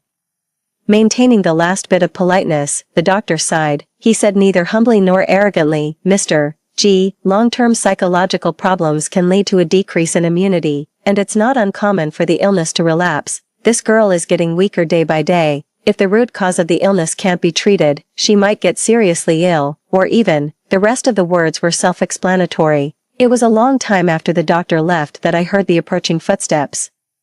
Ji Yanli lowered his eyes and suppressed all his emotions. Do you hate me that much? I coughed twice but didn't respond. Ji Yanli silently helped me up to drink some water, then helped me lie down again and tucked in the corner of the quilt. He didn't say anything and left. I knew that he was already starting to waver. I might be even more despicable than Ji Yanli. I knew that Ji Yanli liked me and bet on his reluctance to let me go. I hurt myself to force him to let me leave, in this life. Every time Ji Yanli forced me and made me emotionally break down, I never thought of fighting him to the death. Being reborn was a second chance for me to make up for my regrets and choose my life again. It wasn't worth it to fight someone to the death. 11. When I thought I was almost going to die of illness and was about to take the medicine because I couldn't hold on anymore, Ji Yanli finally gave in, intentionally torturing yourself. The man standing by the bedside had silent eyes like a still body of water. I weakly curved my lips and my voice was dry. Let me go, or watch me die in front of you again. When I said again, Ji Yanli frowned. I was deliberately poking at his sore spot. After saying that, I couldn't help coughing. My lungs felt as if they were being gently burned by fire, itchy and painful. Ji Yanli didn't hesitate to come over, pat my back gently, and hand me a glass of water. I didn't take it immediately. When the coughing finally stopped, I had a premonition of something. "Why don't you drink it?" I paused and opened my hand that had just been covering my mouth. Several spots of blood were prominently lying in my palm. The next second, I heard the sound of a glass breaking. Ji Yanli's hand stopped in the air, and the cup fell from his weakened grip. He stared fixedly at my palm, his eyes bloodshot. "Do you have to force yourself to death?" A faint itch welled up in my throat again, and I coughed twice. Ji Yanli took a deep breath, as if suppressing something. He took out his phone and called the driver, giving a calm order, "Drive to the door, go to the hospital." He took a coat and draped it over me, then took a piece of paper, but he never looked me in the eye from beginning to end. "When you recover from your illness, I'll let you go." Ji Yanli opened my palm and wiped the blood on it. His voice was very soft, giving the impression of not caring much. "And I will definitely not pester you anymore." If you didn't listen carefully, you couldn't hear the tremor in his enunciation. I knew that I couldn't give him any more chances at this time, so I said something that made him even more sad. "Thank you, little uncle, I'll be much happier without you. I also hope that you can find a girlfriend in the future. I'll be happy for you." His hand holding the paper trembled for a moment, then he wordlessly picked me up, carried me to the car, and took me to the hospital. After getting 2 days of intravenous drips in the hospital, I was taken back to Ji Yanli's villa to recuperate, but he rarely appeared in front of me anymore. He left early and came back late every day. The night before I left, there was a knock on the door of my room. "Who is it?" "It's me." When I heard Ji Yanli's voice, I couldn't help but become alert. "What's the matter?" "I'm already asleep." The person outside the door paused for a moment before asking in a low voice, "The weather forecast says it will be cold and rainy tomorrow. You've just recovered a bit. Why don't you leave the day after tomorrow?" I blurted out a refusal. "No need, Brother Sonyu will pick me up on his way." After about another minute, I almost thought Ji Yanli had already left when I heard his voice again. Okay, 12. The next day, it was just getting light, and the rain was still falling patter. There was no sign of Ji Yanli in the living room. I raised my hand and was about to push the door open. Tong Mian, if I didn't completely get rid of Ji Yanli, I would always be worried that he would go back on his word. I frowned and turned around, meeting my wary gaze. He seemed to be stung and lowered his eyes. He was holding a white scarf in his hand. He opened it and put it around my neck. I instinctively took a step back, and his movement also paused for a moment. "The scarf can keep you warm. Don't let your illness relapse." "Thank you," I replied, and my gaze fell on Sonyu outside the window. I thought that my eagerness to leave was written all over my face. Ji Yanli smiled self-deprecatingly and said slowly, "Maybe I really have some psychological problems. Which is why I tried every abnormal means to keep you." "Sorry." Only then did I look at him directly. The man in front of me had a hint of tiredness between his eyebrows and eyes. After a long time, I just nodded. Then I opened the door and left. I didn't look back even once. In the following years, as Ji Yanli promised me, he never appeared in front of me again. It wasn't difficult to fall in love with Sonyu. He always put me first in everything. He wasn't overbearing or violent. He would always listen to my thoughts gently, but he definitely wasn't lacking in a sense of responsibility either. I agreed to Sonyu's proposal in the late autumn of the 3rd year. This time, there was no business arranged marriage. It was just driven by pure love. On the day of the wedding, I didn't send an invitation to Ji Yanli, only grandma called him, but on the day of the wedding, he still didn't show up. Later, I heard from Sonyu that Ji Yanli actually gave the project to Sonyu among Sonyu's company and another competing company. One day, on a whim, I went downstairs to the company to wait for Sonyu to get off work. A car quickly passed by in the nearby parking lot. I hadn't thought of Ji Yanli for a long time, but at that moment, I suddenly remembered, Ji Yanli used to have a car of the same series. Mian Mian. Songyu's voice interrupted my trance. I raised my lips and walked towards him. "I'm here to pick you up from work." Sonyu raised his eyebrows slightly. "Then who will drive?" I squinted my eyes and smiled, feeling justified. "You drive." He chuckled and put his arm around me and left. The project encountered problems at a crucial point, and at the same time, I was also found to be pregnant. Sonyu hesitated to speak. It took him a long time to speak with difficulty. One of the factories in the south was hit by a mountain flood. Not only were all the most crucial components destroyed, but it was also said that some workers were killed. Ji Yanli and I have to go there. I comforted him. "It doesn't matter. Mountain floods are frequent at this time of the year. You have to pay attention to your safety, you know." I didn't expect that my words would come true. Half a month later, only Sonyu came back alone. He knelt in front of grandma, his face mixed with blood and tears. "Ji Yanli saved me. I'm sorry for you."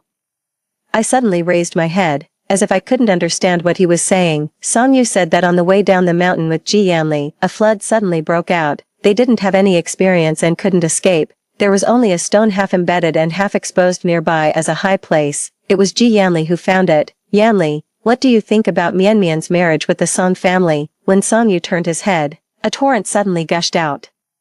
And he couldn't see Ji Yanli's figure anymore. He was prepared to die, but he didn't even have time to say a final word. When I stood in front of his tombstone and looked into his black and white photo, I felt as if I had traveled through time. I hadn't seen Ji Yanli for many years, because I didn't care. His features had unconsciously faded from my memory, until now, his outline became clear again. I suddenly remembered what he had said for no apparent reason. I can die for you, can he? So did you save Song Yu for my sake? But no one would answer me anymore. On that day, before I left the cemetery, I met Ji Yanli's assistant, Miss Tong. Mr. Ji had already made a will, except for the fixed share for the old lady. All the property under his name belongs to you. After saying that, he seemed to remember something and continued to add, Mr. Ji said it was in the name of your little uncle, so you don't have to think too much about it. Another half-month passed. The local police in the south called Grandma. I was afraid that Grandma would be stimulated, so I answered the phone for her. The result was that Ji Yanli's body wasn't found. There was only a cloth amulet with some characters embroidered on it. It wasn't certain if it belonged to Ji Yanli. I asked, what are the characters? The other side said, May Mian Mian be safe and sound. Story 2. In a previous life, Jiang Hao rushed into a burning building to save his good brother. Ignoring my desperate attempts to stop him, he ended up with 45% of his face burned and a permanent disability in his left hand. However, when I suggested breaking up to let him be with Li Meng, they took to the internet to write about how I was a heartless woman abandoning a hero who had saved others from a fire, which led to me being cyberbullied by millions. In the second year of suffering from depression, my family forced me into marriage with Jiang Hao by offering a dowry of 500,000 yuan. Li Meng did not attend our wedding but was waiting at our new home early to consummate the marriage on my behalf. I didn't disturb them. Instead, I silently turned on the gas in the kitchen, and when Jiang Hao rushed to turn it off, I pulled out a lighter. Let's meet in hell then. A fire treats everyone equally, regardless of who they are. I thought it would bring me relief, but after intense pain, I found myself back in the apartment I rented over 2 years ago. There, Jiang Hao and I were cuddling on the sofa, watching a movie. His left arm was around my neck, and he held a cigarette in his right hand. My mouth, seemingly out of control, pointed at the screen and endlessly talked about wanting a big bed like the one in the movie for our new home. Jiang Hao chuckled softly. Sure, as long as you like it, we'll get whatever you want. As he spoke, he leaned over to kiss me. I was terrified and wanted to resist, but then I heard a familiar ringtone. Jiang Hao had set a special ringtone for Li Meng, recorded by her. Aren't you going to answer the phone, my dear son? What are you up to that's so shady? Forgot your brother now that you have a wife? Huh, if you don't answer, you're buying the next round of skewers. It was a recording of Li Meng teasing as she ran, with Jiang Hao chasing after her, her exaggerated laughter and heavy breathing clear in the background. Jiang Hao picked up the phone as if it were a royal decree. What now, my lady? You sure have a knack for timing. Ah Hao, save me. Cough cough. My house is on fire. I might die. Ah Hao, save me. Cough cough. Li Meng was coughing violently as she hung up. Jiang Hao stood up from the sofa, his face serious and anxious, pacing back and forth. He called Li Meng several times, but she didn't answer. He grabbed his jacket. Su Qiao, something's happened to Li Meng. We need to go check on her. Why, can't we just not go? Jiang Hao paused, looking at me with disappointment. Su Qiao, are you even human? Li Meng said her house is on fire. It's a matter of life and death. And you don't care at all. I don't care. I'm not her mother. Why should I worry? It's you who's all worked up over another woman, accusing your own girlfriend of not being human. What are you trying to say? Su Qiao, what are you doing now? You know how close I am with Li Meng. We've been good buddies for years. You should pick your moments. Jiang Hao, what if I forbid you from going? Jiang Hao scoffed and turned to leave. As he was changing his shoes at the entrance, I spoke again. Jiang Hao, I'm giving you one last chance. If you go to Li Meng today, we're breaking up. From now on, you can be with Li Meng. Just don't come looking for me. Jiang Hao replied, break up, just because my brother needs me. Su Qiao, you've really shown me what it means when they say brothers are like limbs, women are like clothes. If I ever face trouble in the future, I don't know if you would come, but I know for sure that Li Meng would, so today, I must make sure she's safe. If you want to break up, then let's break up, but remember, the problem lies with you, not me. I have a clear conscience." After saying that, he turned and rushed out of the front door. Seeing both elevators occupied, he sprinted down the stairs instead. We live on the 7th floor, and running down indeed proved faster than walking. I don't know why. Even when I was prepared to go through hell, I find myself back in the realm of the living. Could it be that even fate thinks I lived through hell in my past life? I won't make the same mistakes again. Earlier, while Jiang-Hao was changing his shoes, I took a photo of him tying his shoelaces. Now, I'm posting it directly to my social circle. You run to her in the shoes I bought you, making the past 3 years of my life seem like a joke. Every time it's the same, a single call from her. And whether we are kissing or hugging, you'd stop everything. Whenever she commands, all our plans get scrapped. 3 years in a relationship, loving you so humbly, even though I'm the official girlfriend, I always felt secondary, like a spare tire filling the void in your heart whenever she doesn't need you. We were even planning the decor for our new house, yet a call from her, and you left me behind again, 3 years by your side, and all I received was an "if you want to break up, then let's break up." I even started feeling cheap. Enough is enough, all the demeaning things I did for you. I'm taking it all back today. I paid the rent until next month and settled this quarter's utilities. You'll need to learn how to handle these going forward. Don't forget, I know you have no experience renting on your own. Since I met you, you've wanted to start your own business, never worked a day, and probably don't have much savings, so I chose to move out, leaving everything in the apartment for you. After all, this place reeks of you, and I can't stand it anymore. I just hope from now on we can go our separate ways and never disturb each other again. Jiang-Hao, I genuinely wish you and Li Meng happiness and a long-lasting love. Love her well and stop using the guise of being good buddies to hurt innocent girls. The hardships, tears, and grievances I've endured over these 3 years, don't let another girl suffer them. Jiang-Hao. Love Li Meng well. I wish you happiness. It takes about 15 minutes to drive from my place to Li Meng's. I must make every second count during this time, posting about my breakup with Jiang-Hao because of his best buddy Li Meng across all my social platforms, letting everyone know. Besides the last photo I took of him changing his shoes, there are also screenshots of our chats. Over 3 years, Jiang-Hao and I argued countless times because of Li Meng. He stood me up more times than I can count for her sake. It seems whenever I had a date planned with Jiang-Hao, Li Meng always had some crisis. I posted 8 screenshots on WeChat where Jiang-Hao apologized for standing me up because of Li Meng. Then on Weibo, I posted 18. After that, I quickly packed up some essentials, dragged my luggage downstairs, and took another photo for my social circle. Goodbye. No matter how hard it is to let go, during the years I was cyberbullied, I never understood why it had to be me who suffered. Later, I thought maybe it's because Li Meng knows how to speak, to show vulnerability, to cry, to talk about emotions. She would die for Jiang-Hao's happiness, so this time, let her be the one to personally bring him happiness. I took a taxi straight to the airport and bought a ticket for tonight's flight to Yunnan. Having just broken up, I was devastated. Traveling to clear my mind seemed reasonable, right?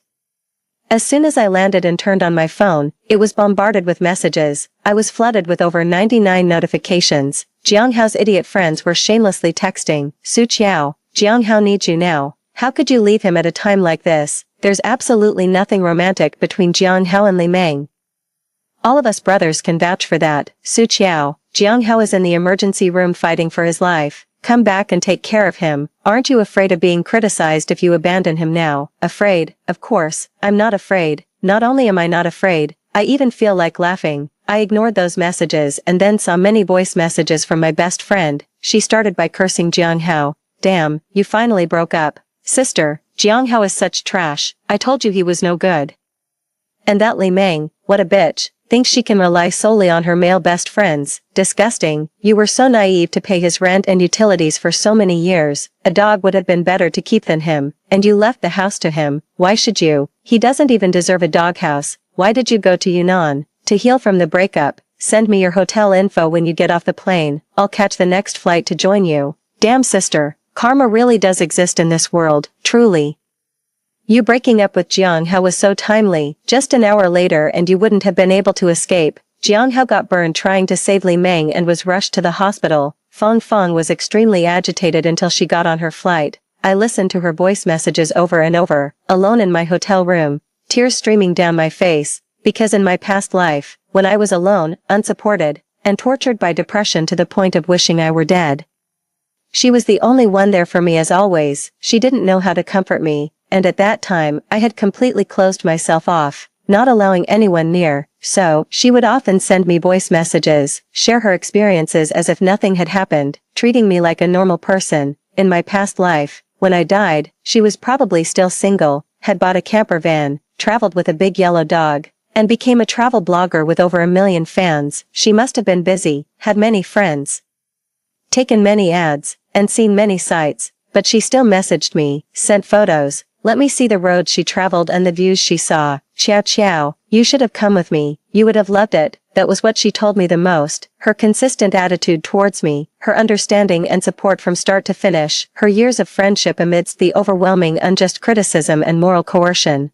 were as fine as spider silk, yet capable of bearing immense weight. It was the only ray of light that pierced through my dark world. I still fear crowds, even though those people aren't blaming or cursing me online anymore, not dredging up every traceable event from my childhood to scrutinize and judge. But those deep-seated fears and aversions aren't something that just disappear after rebirth. I checked Fang's flight and estimated the time, then went down to the hotel lobby to wait for her. It was already past 3 in the morning.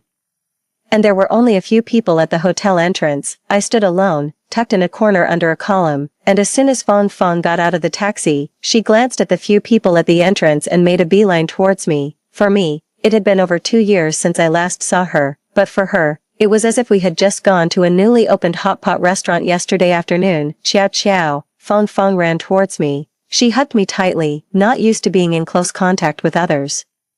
I tensed up instantly, but realizing it was Fang who was holding me, someone who wouldn't hurt me, I gradually allowed myself to relax. Let's go up, we can talk more in the room. Throughout the journey, Fang didn't stop talking. She alternated between being thankful for my timely escape and cursing Jiang Hao as a despicable man who got what he deserved. Do you know, there should have been no casualties in the fire. But he ignored advice and charged in to play the hero, only to end up with severe burns. He became the only person in need of urgent care. It's just ridiculous. How could he do that? Surely he didn't set his clothes on fire just to play the hero in front of Li Meng, and he had the nerve to call me brother. If that's not about love, then what is? I vaguely remembered something. He wasn't that crazy. The jacket he was wearing was a birthday gift from Li Meng last month. It was made of acrylic and nylon, materials that would melt and stick to the skin in high heat, and were also highly flammable. Fang, damn, she seemed unsure how to judge the relationship between those two. After a pause, she shifted the conversation back to me. Thank God you left, otherwise, you wouldn't even realize what trouble you'd have been in. Are there temples in Yunnan? We must go offer incense at dawn to thank the deities for watching over you.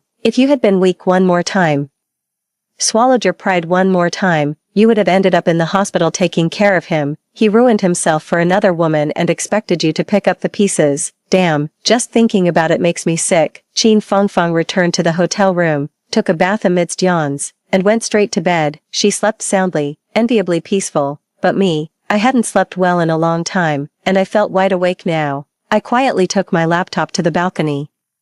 Before Li Meng could delete records and destroy evidence as she had in a previous life, I backed up all the evidence of the deep love that had once existed between her and Jiang Hao. While digging through Li Meng's secondary Weibo account, I discovered messages from her school days. It was clear she had enjoyed inserting herself between Jiang Hao and his girlfriend, emphasizing her own presence. Even after the girl couldn't tolerate it anymore and broke up with Jiang Hao, Li Meng would jump out, accusing and slandering the girl everywhere, smearing her reputation. Standing on a moral high ground, she rallied classmates to vilify the girl who broke up with Jiang Hao, portraying herself as righteous and just, and Jiang Hao as the innocent, pitiful one always being let down. The ex-girlfriends, in Li Meng's narrative, were monstrous and deserved disdain. All their friends, almost everyone they knew, were expected to join her and Jiang Hao in ostracizing these women, or else they were no better. No wonder in a past life, she easily incited an online mob against me. Even though she was the one Jiang Hao had risked his life to save, she managed to clear her own name and morally blackmail many into believing I should stay with Jiang Hao unto death.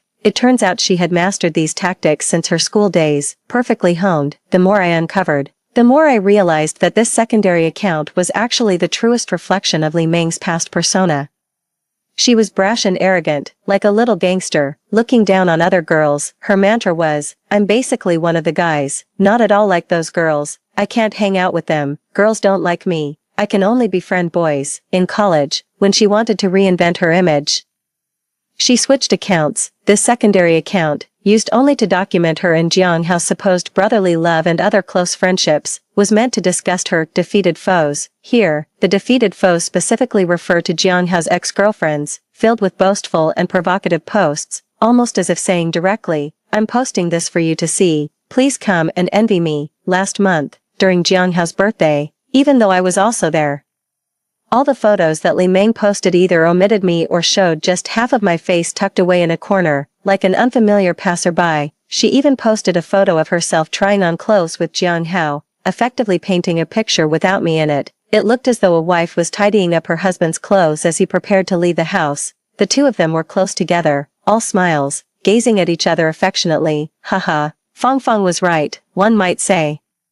If this isn't love, then what is? This account really has it all. I even stumbled upon Li Meng's QQ number from her student days, something I didn't even know in my past life. Seeing the content she left behind and the praises sung by others in the comments, her QQ number seemed quite special. Not something just anyone could add. People in the comments were desperately pleading for a spot in her friends list. As if appearing on Li Meng's list was a great honor, a symbol of status. Following through on QQ, I found that entering her space required answering a question. The question was, who is lousy? Considering the nicknames her friends used in their interactions with her on Weibo, I typed in Meng Yi and got in. The last comment on the message board in her space was from 5 years ago. From those messages, it felt as though Li Meng had established some sort of cult, with her classmates worshipping her religiously, opening her space's albums and videos. I finally understood that the so-called worship stemmed from fear. They desperately flattered her, seeking her approval, terrified by her cruel methods towards those she disliked. She had shamelessly recorded and boasted about her bullying during her student days, getting lost in the calls of Meng Yi from her cronies. As a girl, she even secretly took photos of her classmates changing in the girls' dormitory and uploaded them directly to her space, with a group of male classmates.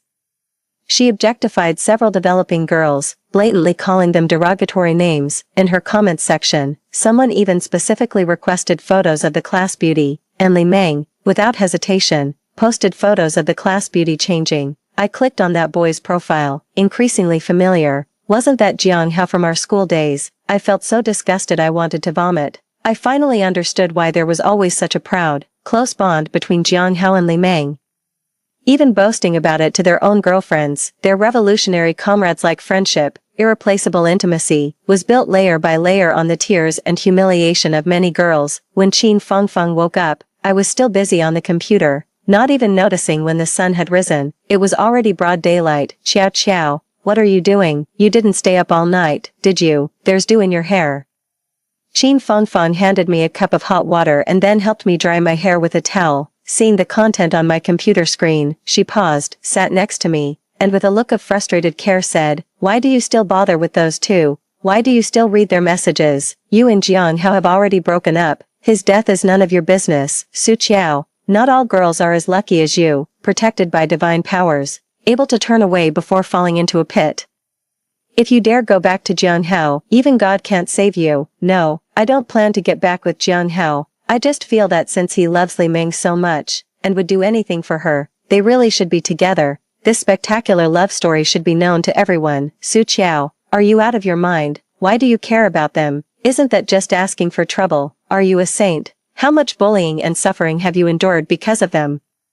And you still have the mood to appreciate their love. What's wrong with your brain? Even Maria isn't as saintly as you. Qin Fangfang's words nearly awakened my conscience, which had been crushed by a brutal online bullying incident. Of course, I am no saint. There are no saints in hell, only devils. After clicking send, I closed my laptop. Let's go have breakfast. You said you need to go offer prayers early. Qin Fangfang, I do need to light some incense.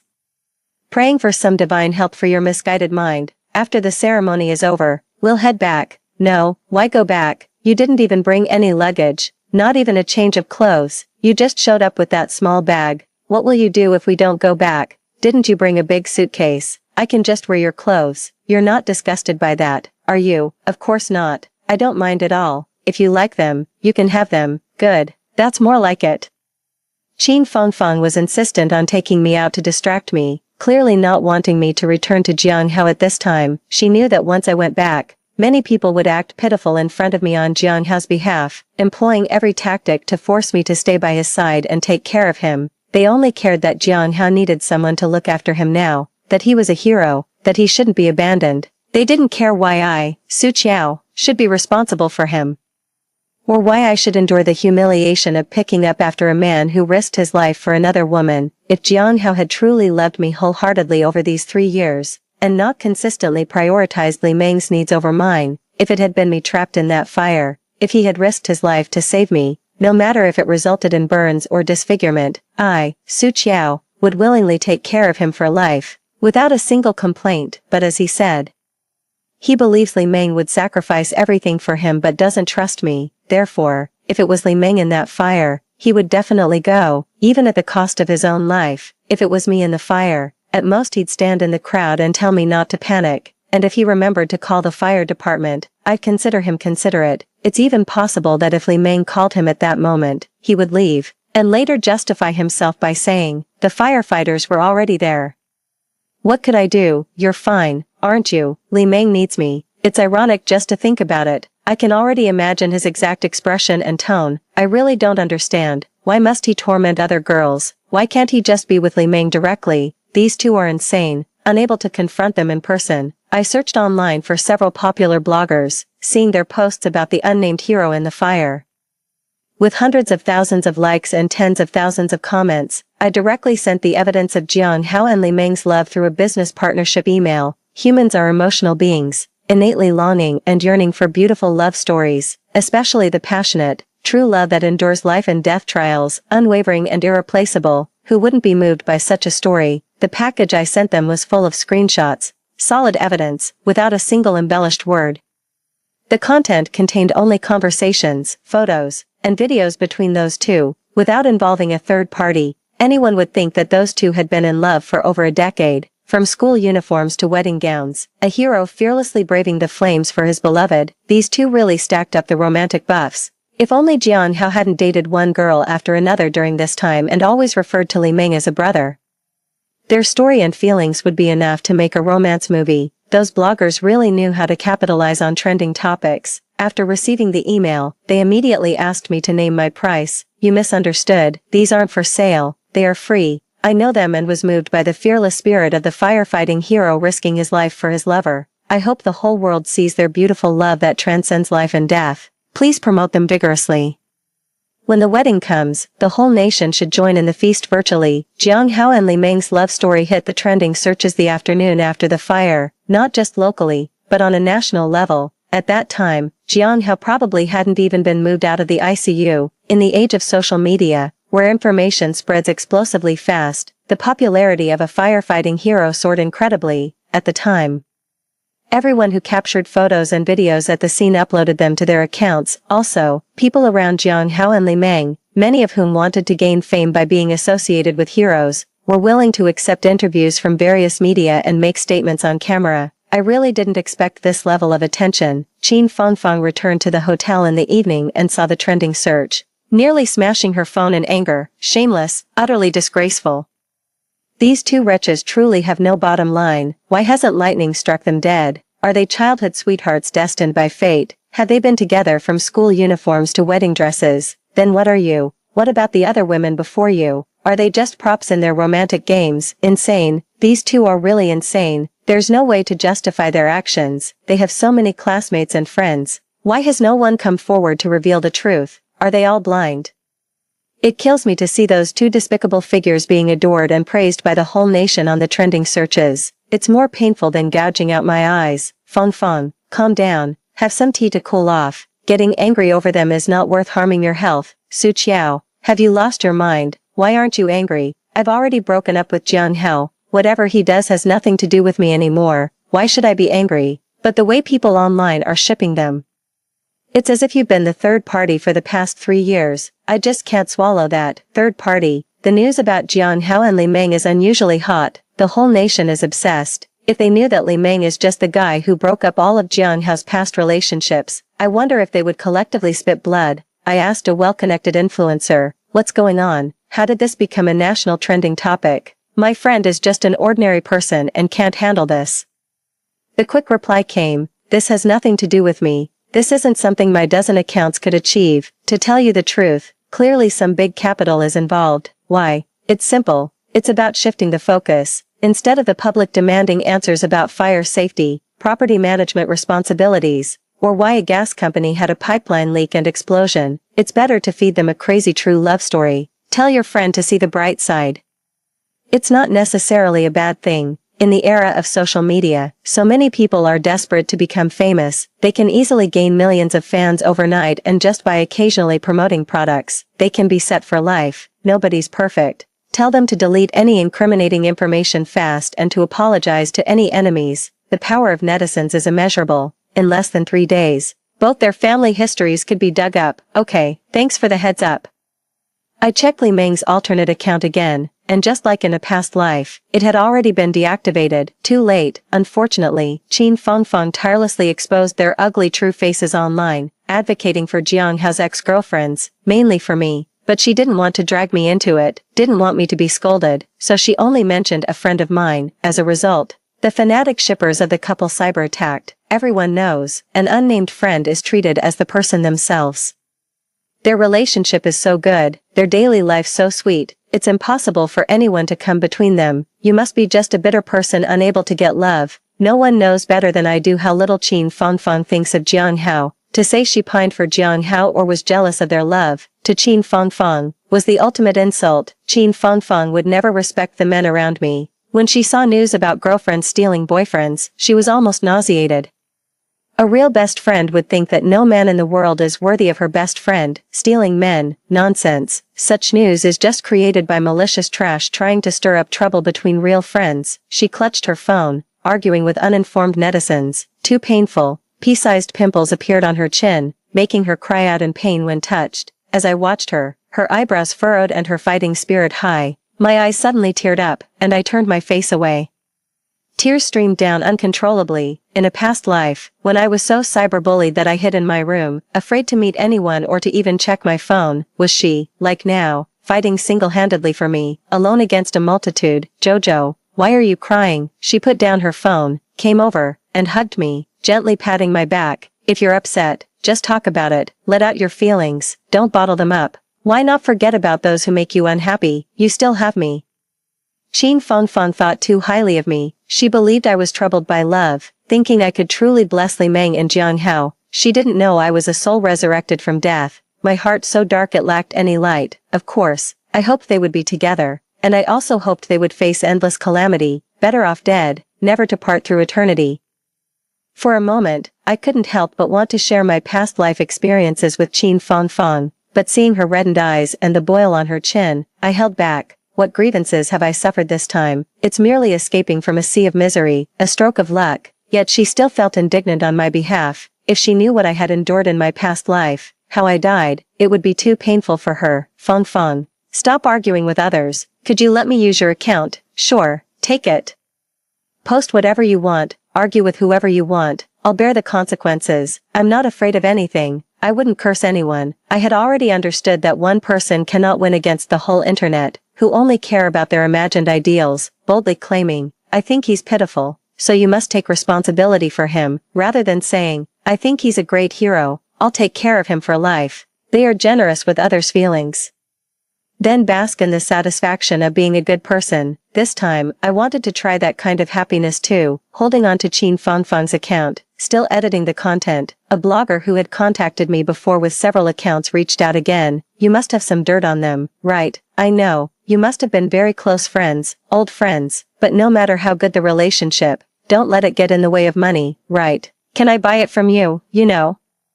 The curiosity and desire for knowledge of netizens are endless. All their dark histories will eventually be uncovered. You can't hide it for them. Look at the sickly sweet, flawless, mythically beautiful love on the trending searches now. Who but school children would not find it fake? It's not that I'm dark by nature, but years of professional sensitivity tell me there's a big story behind this. Could you leak some first-hand info? If your conscience bothers you, just point me in the right direction, and I'll search myself. I have the means to choose what gets published. If netizens uncover it themselves, they won't be considerate towards you. Heh. Seeing him previously advising me to tell those two to delete their dark histories and apologize to their enemies, I thought he was truly moved by their love, overwhelmed by kindness. Turns out, he was just trying to scam me, to see if he could trick me into revealing something.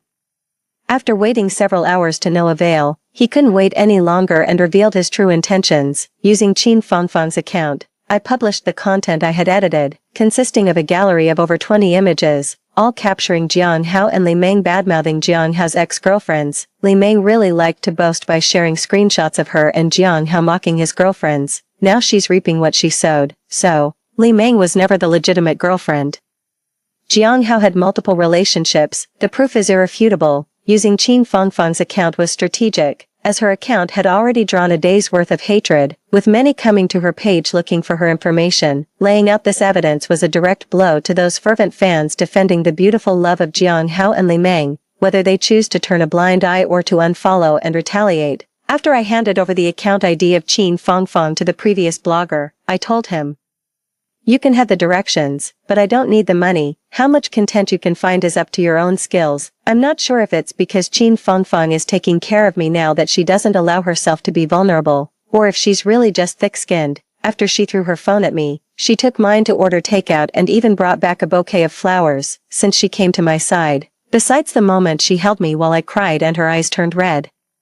She has been either indignantly angry or laughing and joking around, but the pimples that burst out on her face and the blisters in her mouth can't lie. She's more upset than me. Fangfang, you should cancel this account in a few days. Sure, use it as you please. When the time comes, I'll just cancel it outright, and let those idiots who want to argue find no one to fight with. That'll show them. Originally, I really didn't want to get involved in this online frenzy, especially since the cyberbullying from my past life was too terrifying to experience a second time. But seeing the attacks on Qin Fangfang's account, how could I bear to let her suffer the harm that she shouldn't have to endure? If her real identity were to be exposed, the overwhelming slander would suffocate me just thinking about it. She plans to be a travel blogger and internet celebrity. She can't afford such a senseless dark history. That's not for her to bear.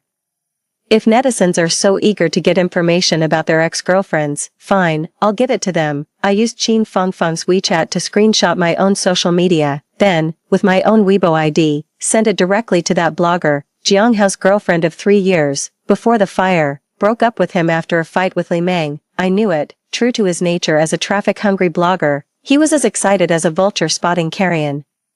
The beautiful love story of a firefighting hero was pushed to the forefront to distract the public, with only a handful of sober netizens calling for rationality and accountability instead of indulging in celebrity pairings. But their voices, just like those of the victims hurt by Jiang Hao and Li Meng, were too small and got drowned out. However, the enthusiasm of netizens has a time limit. Continuously feeding them sugar will get tiresome.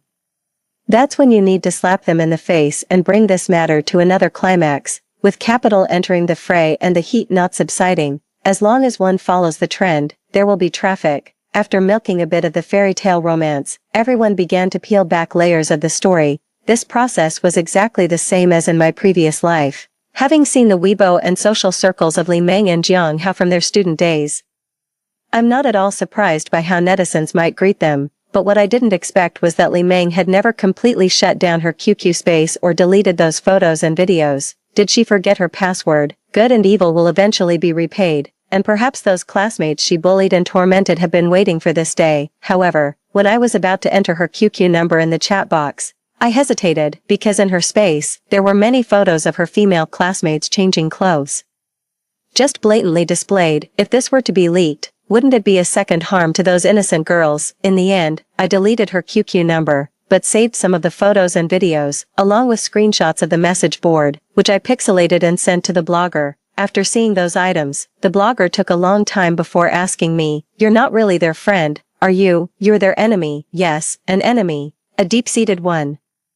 I've waited a long time for this day. After all this, Qin Fangfang and I both turned off our phones, decided to ignore the online messages, and went on a spontaneous trip. We traversed snowy mountains and marveled at seas of flowers, encountering many artistic youths with vibrant spiritual lives. Qin Fangfang said, "Actually, the job I really want is to be a travel blogger, traveling the roads in an RV, free and unbound. I'd go wherever beauty leads, chasing the seasons and following beautiful legends. Just thinking about it excites me. You will make it come true." Then, "Jojo, would you come with me? We could team up and keep each other company." "Sure, If you still want me with you by then, I'll go. If you knew what I did, how I doomed those two people beyond redemption, if you aren't afraid of me, don't blame me, and don't find me vicious and terrifying, I'd go anywhere with you. Qin Fong Fong, what silly things you're saying. If you're willing to be with me, I couldn't ask for more, so it's settled then. I'll save up to buy a car. I spent a whole week with Qin Fong Fong in Yunnan before we finally started our journey home. Online, the story of the big fire and the hero Jiang Hao who rushed in to save others had turned into a drama series full of climaxes and twists. The so-called love that shares life and death turned into a trashy tale of a scumbag and a perennial mistress persecuting an innocent girl.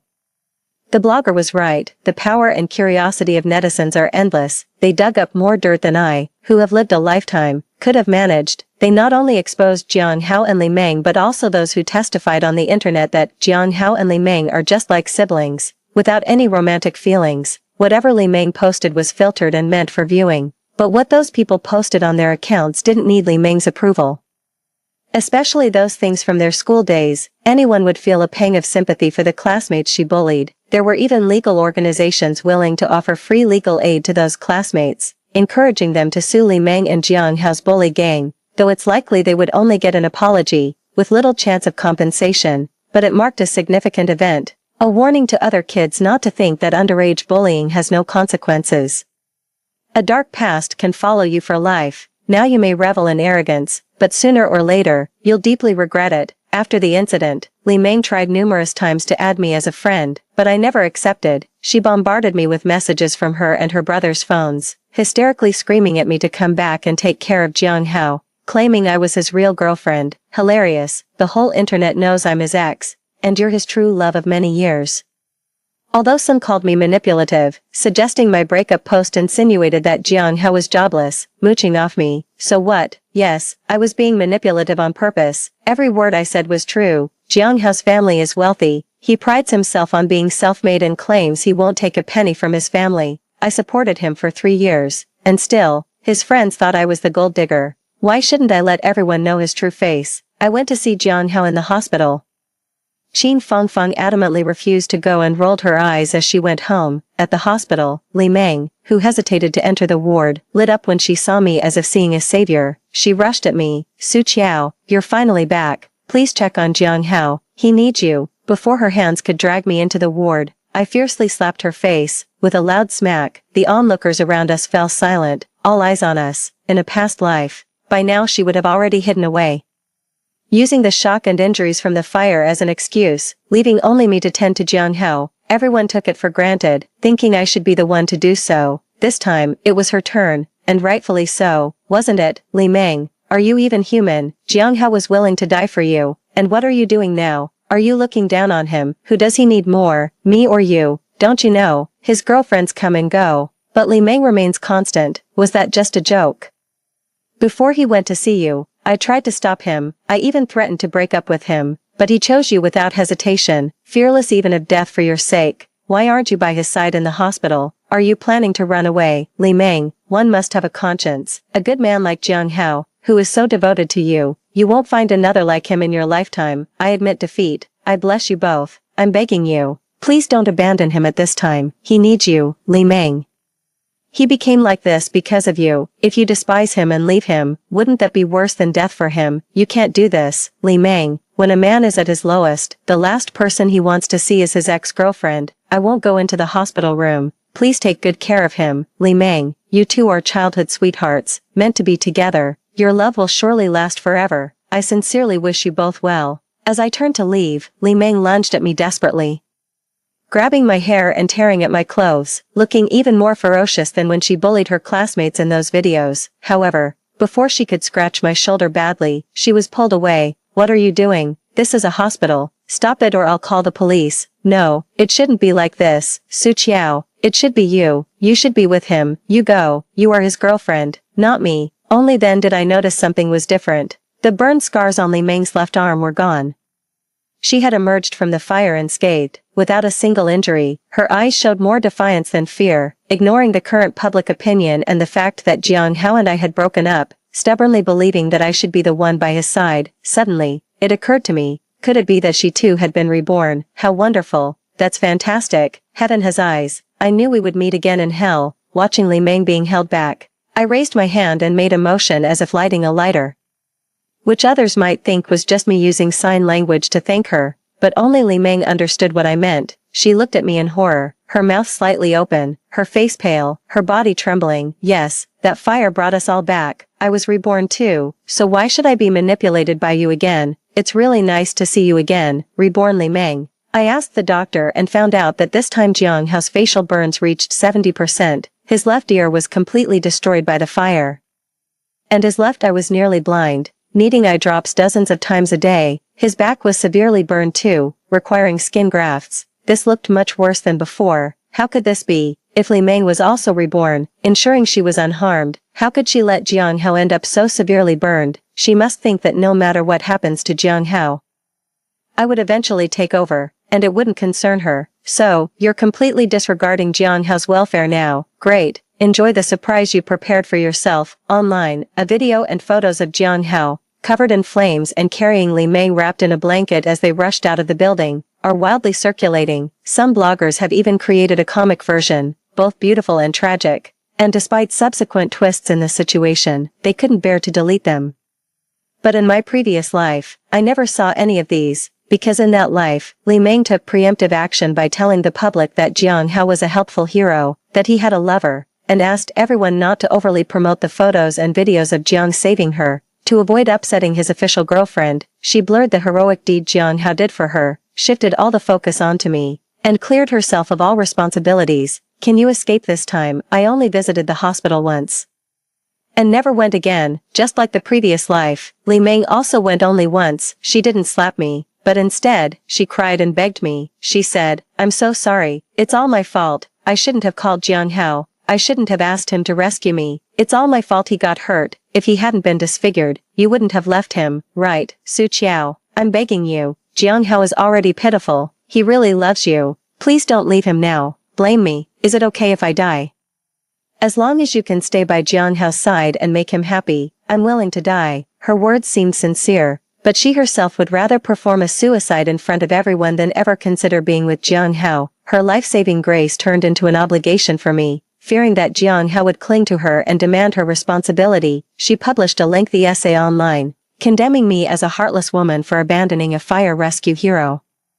Although the fire was extinguished by firefighters, Jiang Hao had rushed in to carry her out before they arrived. While I was overwhelmed by an online backlash, Li Meng took the chance to distance herself from Jiang Hao. She still managed to portray herself as noble and great. "Ah Hao, I know you truly love Su Qiao. She has misunderstood us now, and I can't appear between you two anymore. I can't affect your relationship, but you should know, we are lifelong good friends. For your happiness, I'm willing to step back. She is being misunderstood and insulted online. She really needs you. Please stay with her. I didn't expect netizens to get so agitated. Now only you can comfort her." After that, Li Meng disappeared for 2 years without showing her face to me until she appeared in the new house I shared with Jiang Hao. Li Meng really got sued, along with a few of her close friends. Jiang Hao, because of the fire incident, was spared by the common saying to err is human, to forget divine, and was removed from the list of defendants. The verdict was as the lawyer predicted, a public apology with no substantial punishment, considering we were all minors at the time. But after such a scandal, the past of these school bullies became known to everyone in their current social and work circles, causing everyone to distance themselves, fearing association, and they were isolated at work until they had to resign voluntarily. Evil deeds bear evil consequences. After the case, the Jiang family approached the Li family for a marriage proposal, the dowry still being 500,000 yuan. Li Meng cried and screamed in disagreement, saying behind closed doors that Jiang Hao looked like a ghost, giving her nightmares. What are nightmares compared to the harsh reality? Li Meng's refusal to marry enraged the Jiang family. Their only son had become disfigured because of her. She really disliked it. Although the Jiang family wasn't at the pinnacle of wealth, they could easily muster tens of millions in disposable funds, unlike Li Meng's family, who were just ordinary salaried workers and couldn't withstand their targeting. Within 2 months, Li Meng was practically packed up by her family and delivered to Jiang Hao. Their wedding came much quicker than my own in a previous life. Even before the results of the fire investigation were out, the buzz hadn't fully died down yet, and there were still many eyes on them. This time, it seemed the whole country was invited to the feast. Virtually speaking, To avoid marrying Jiang Hao, Li Meng actually approached a good friend from before, offered herself willingly, and even sent photos and videos of it to Jiang Hao. Ah Hao, I've always treated you like a brother, you know that. I don't have romantic feelings for you. I've always loved Lei Zi. Please, call off the wedding and let us be together. I belong to him now. We can still be good brothers. And I'll take care of you for the rest of my life. I can do anything for you, just not marry you. Really, Jiang Hao, really, if I hadn't been reborn, I might have actually believed you. Li Meng threw her phone away, screaming in terror. Jiang Hao's parents, upon seeing the photos and videos Li Meng sent their son, were so enraged they ended up in the hospital. Yet, Jiang Hao did not call off the wedding. After the wedding, amidst the ongoing heat of the fire investigation and court compensation verdict, Jiang Hao himself leaked the video Li Meng had sent him. While Li Meng was cornered, crying and holding her head under cyber attack, he stepped forward with a statement. I believe what she said. It was all a misunderstanding. I trust our feelings for each other. They can't be destroyed by a mere fire. Meng Meng is a good person. Please leave her alone. Don't disturb our lives anymore. Jiang Hao successfully cleansed his image from those ugly faces in the school violence videos, and the trashy image of betraying countless ex-girlfriends for Li Meng. He became a romantic fool, an object of pity and sympathy. As much as he was pitied, Li Meng was vilified. Jiang Hao contacted me many times, wanting to meet, but I really wasn't interested. Qin Fangfang's grandmother passed away, and I accompanied her back to her hometown for the funeral. As soon as the funeral ended, her three uncles started a heated fight over the inheritance, even flipping tables and coming to blows. Eventually, they wanted to slaughter the big yellow dog the grandmother had raised and divide its meat. It was the first time I saw Qin Fangfang cry so heartbrokenly. Then, while they weren't looking, we took the trembling dog and drove away in the night. Back home, Qin Fangfang, holding the dog, asked me, Chow Chow, what do you think is the meaning of life, my grandmother? After she got married, the furthest she ever went was to the market in town. She never once returned to her parental home. Did you know? She never even went to a movie theater her whole life because there wasn't one in town. I once wanted to bring grandmother to live with me, to show her the big city, but my uncles refused, blaming me for being thoughtless. I don't understand. Grandma was so good to me when I was a child. Why can't I take care of her and show my filial piety? Later, I realized they preferred grandmother to suffer with them rather than enjoy comfort at someone else's house because of the inheritance. They feared grandmother would be swayed by my kindness and secretly give me things. They seem so nice usually, but why are their thoughts so filthy? Why is that? Chow Chow, let's go traveling. Shall we? I no longer want to stay in one place, and I'll soon have saved enough money to buy a car. Fang Fang, can I tell you a story? That night, the two of us and a dog sat on the edge of the bed, talking endlessly. The dog and I didn't cry, but Qin Fangfang cried throughout. Why didn't you tell me earlier, Chow Chow? How could you be so foolish? How could you dare? The fire must have been so painful, Chow Chow. Qin Fangfang hugged me, crying heart-wrenchingly. She looked at me, but she was crying for the departed Su Chow she never knew. Her face was a mask of anguish and helplessness. If it weren't for the good soundproofing of the apartment, I would have been afraid that her neighbors might call the police in the middle of the night. I contributed half of the money, and together with Qin Fangfang, we bought an RV. We deactivated our old social media accounts, changed our phone numbers, and set up new social media profiles, determined to become two qualified travel bloggers. Before we set off, I went to meet Jiang Hao. He wore a cap and a hood, his face hidden behind sunglasses. He didn't look as frightening as one might expect, and I had long grown accustomed to the scars on his face. Why have you always wanted to see me, Su Chow? I'm sorry, it was my fault in the past. Is that why you're here?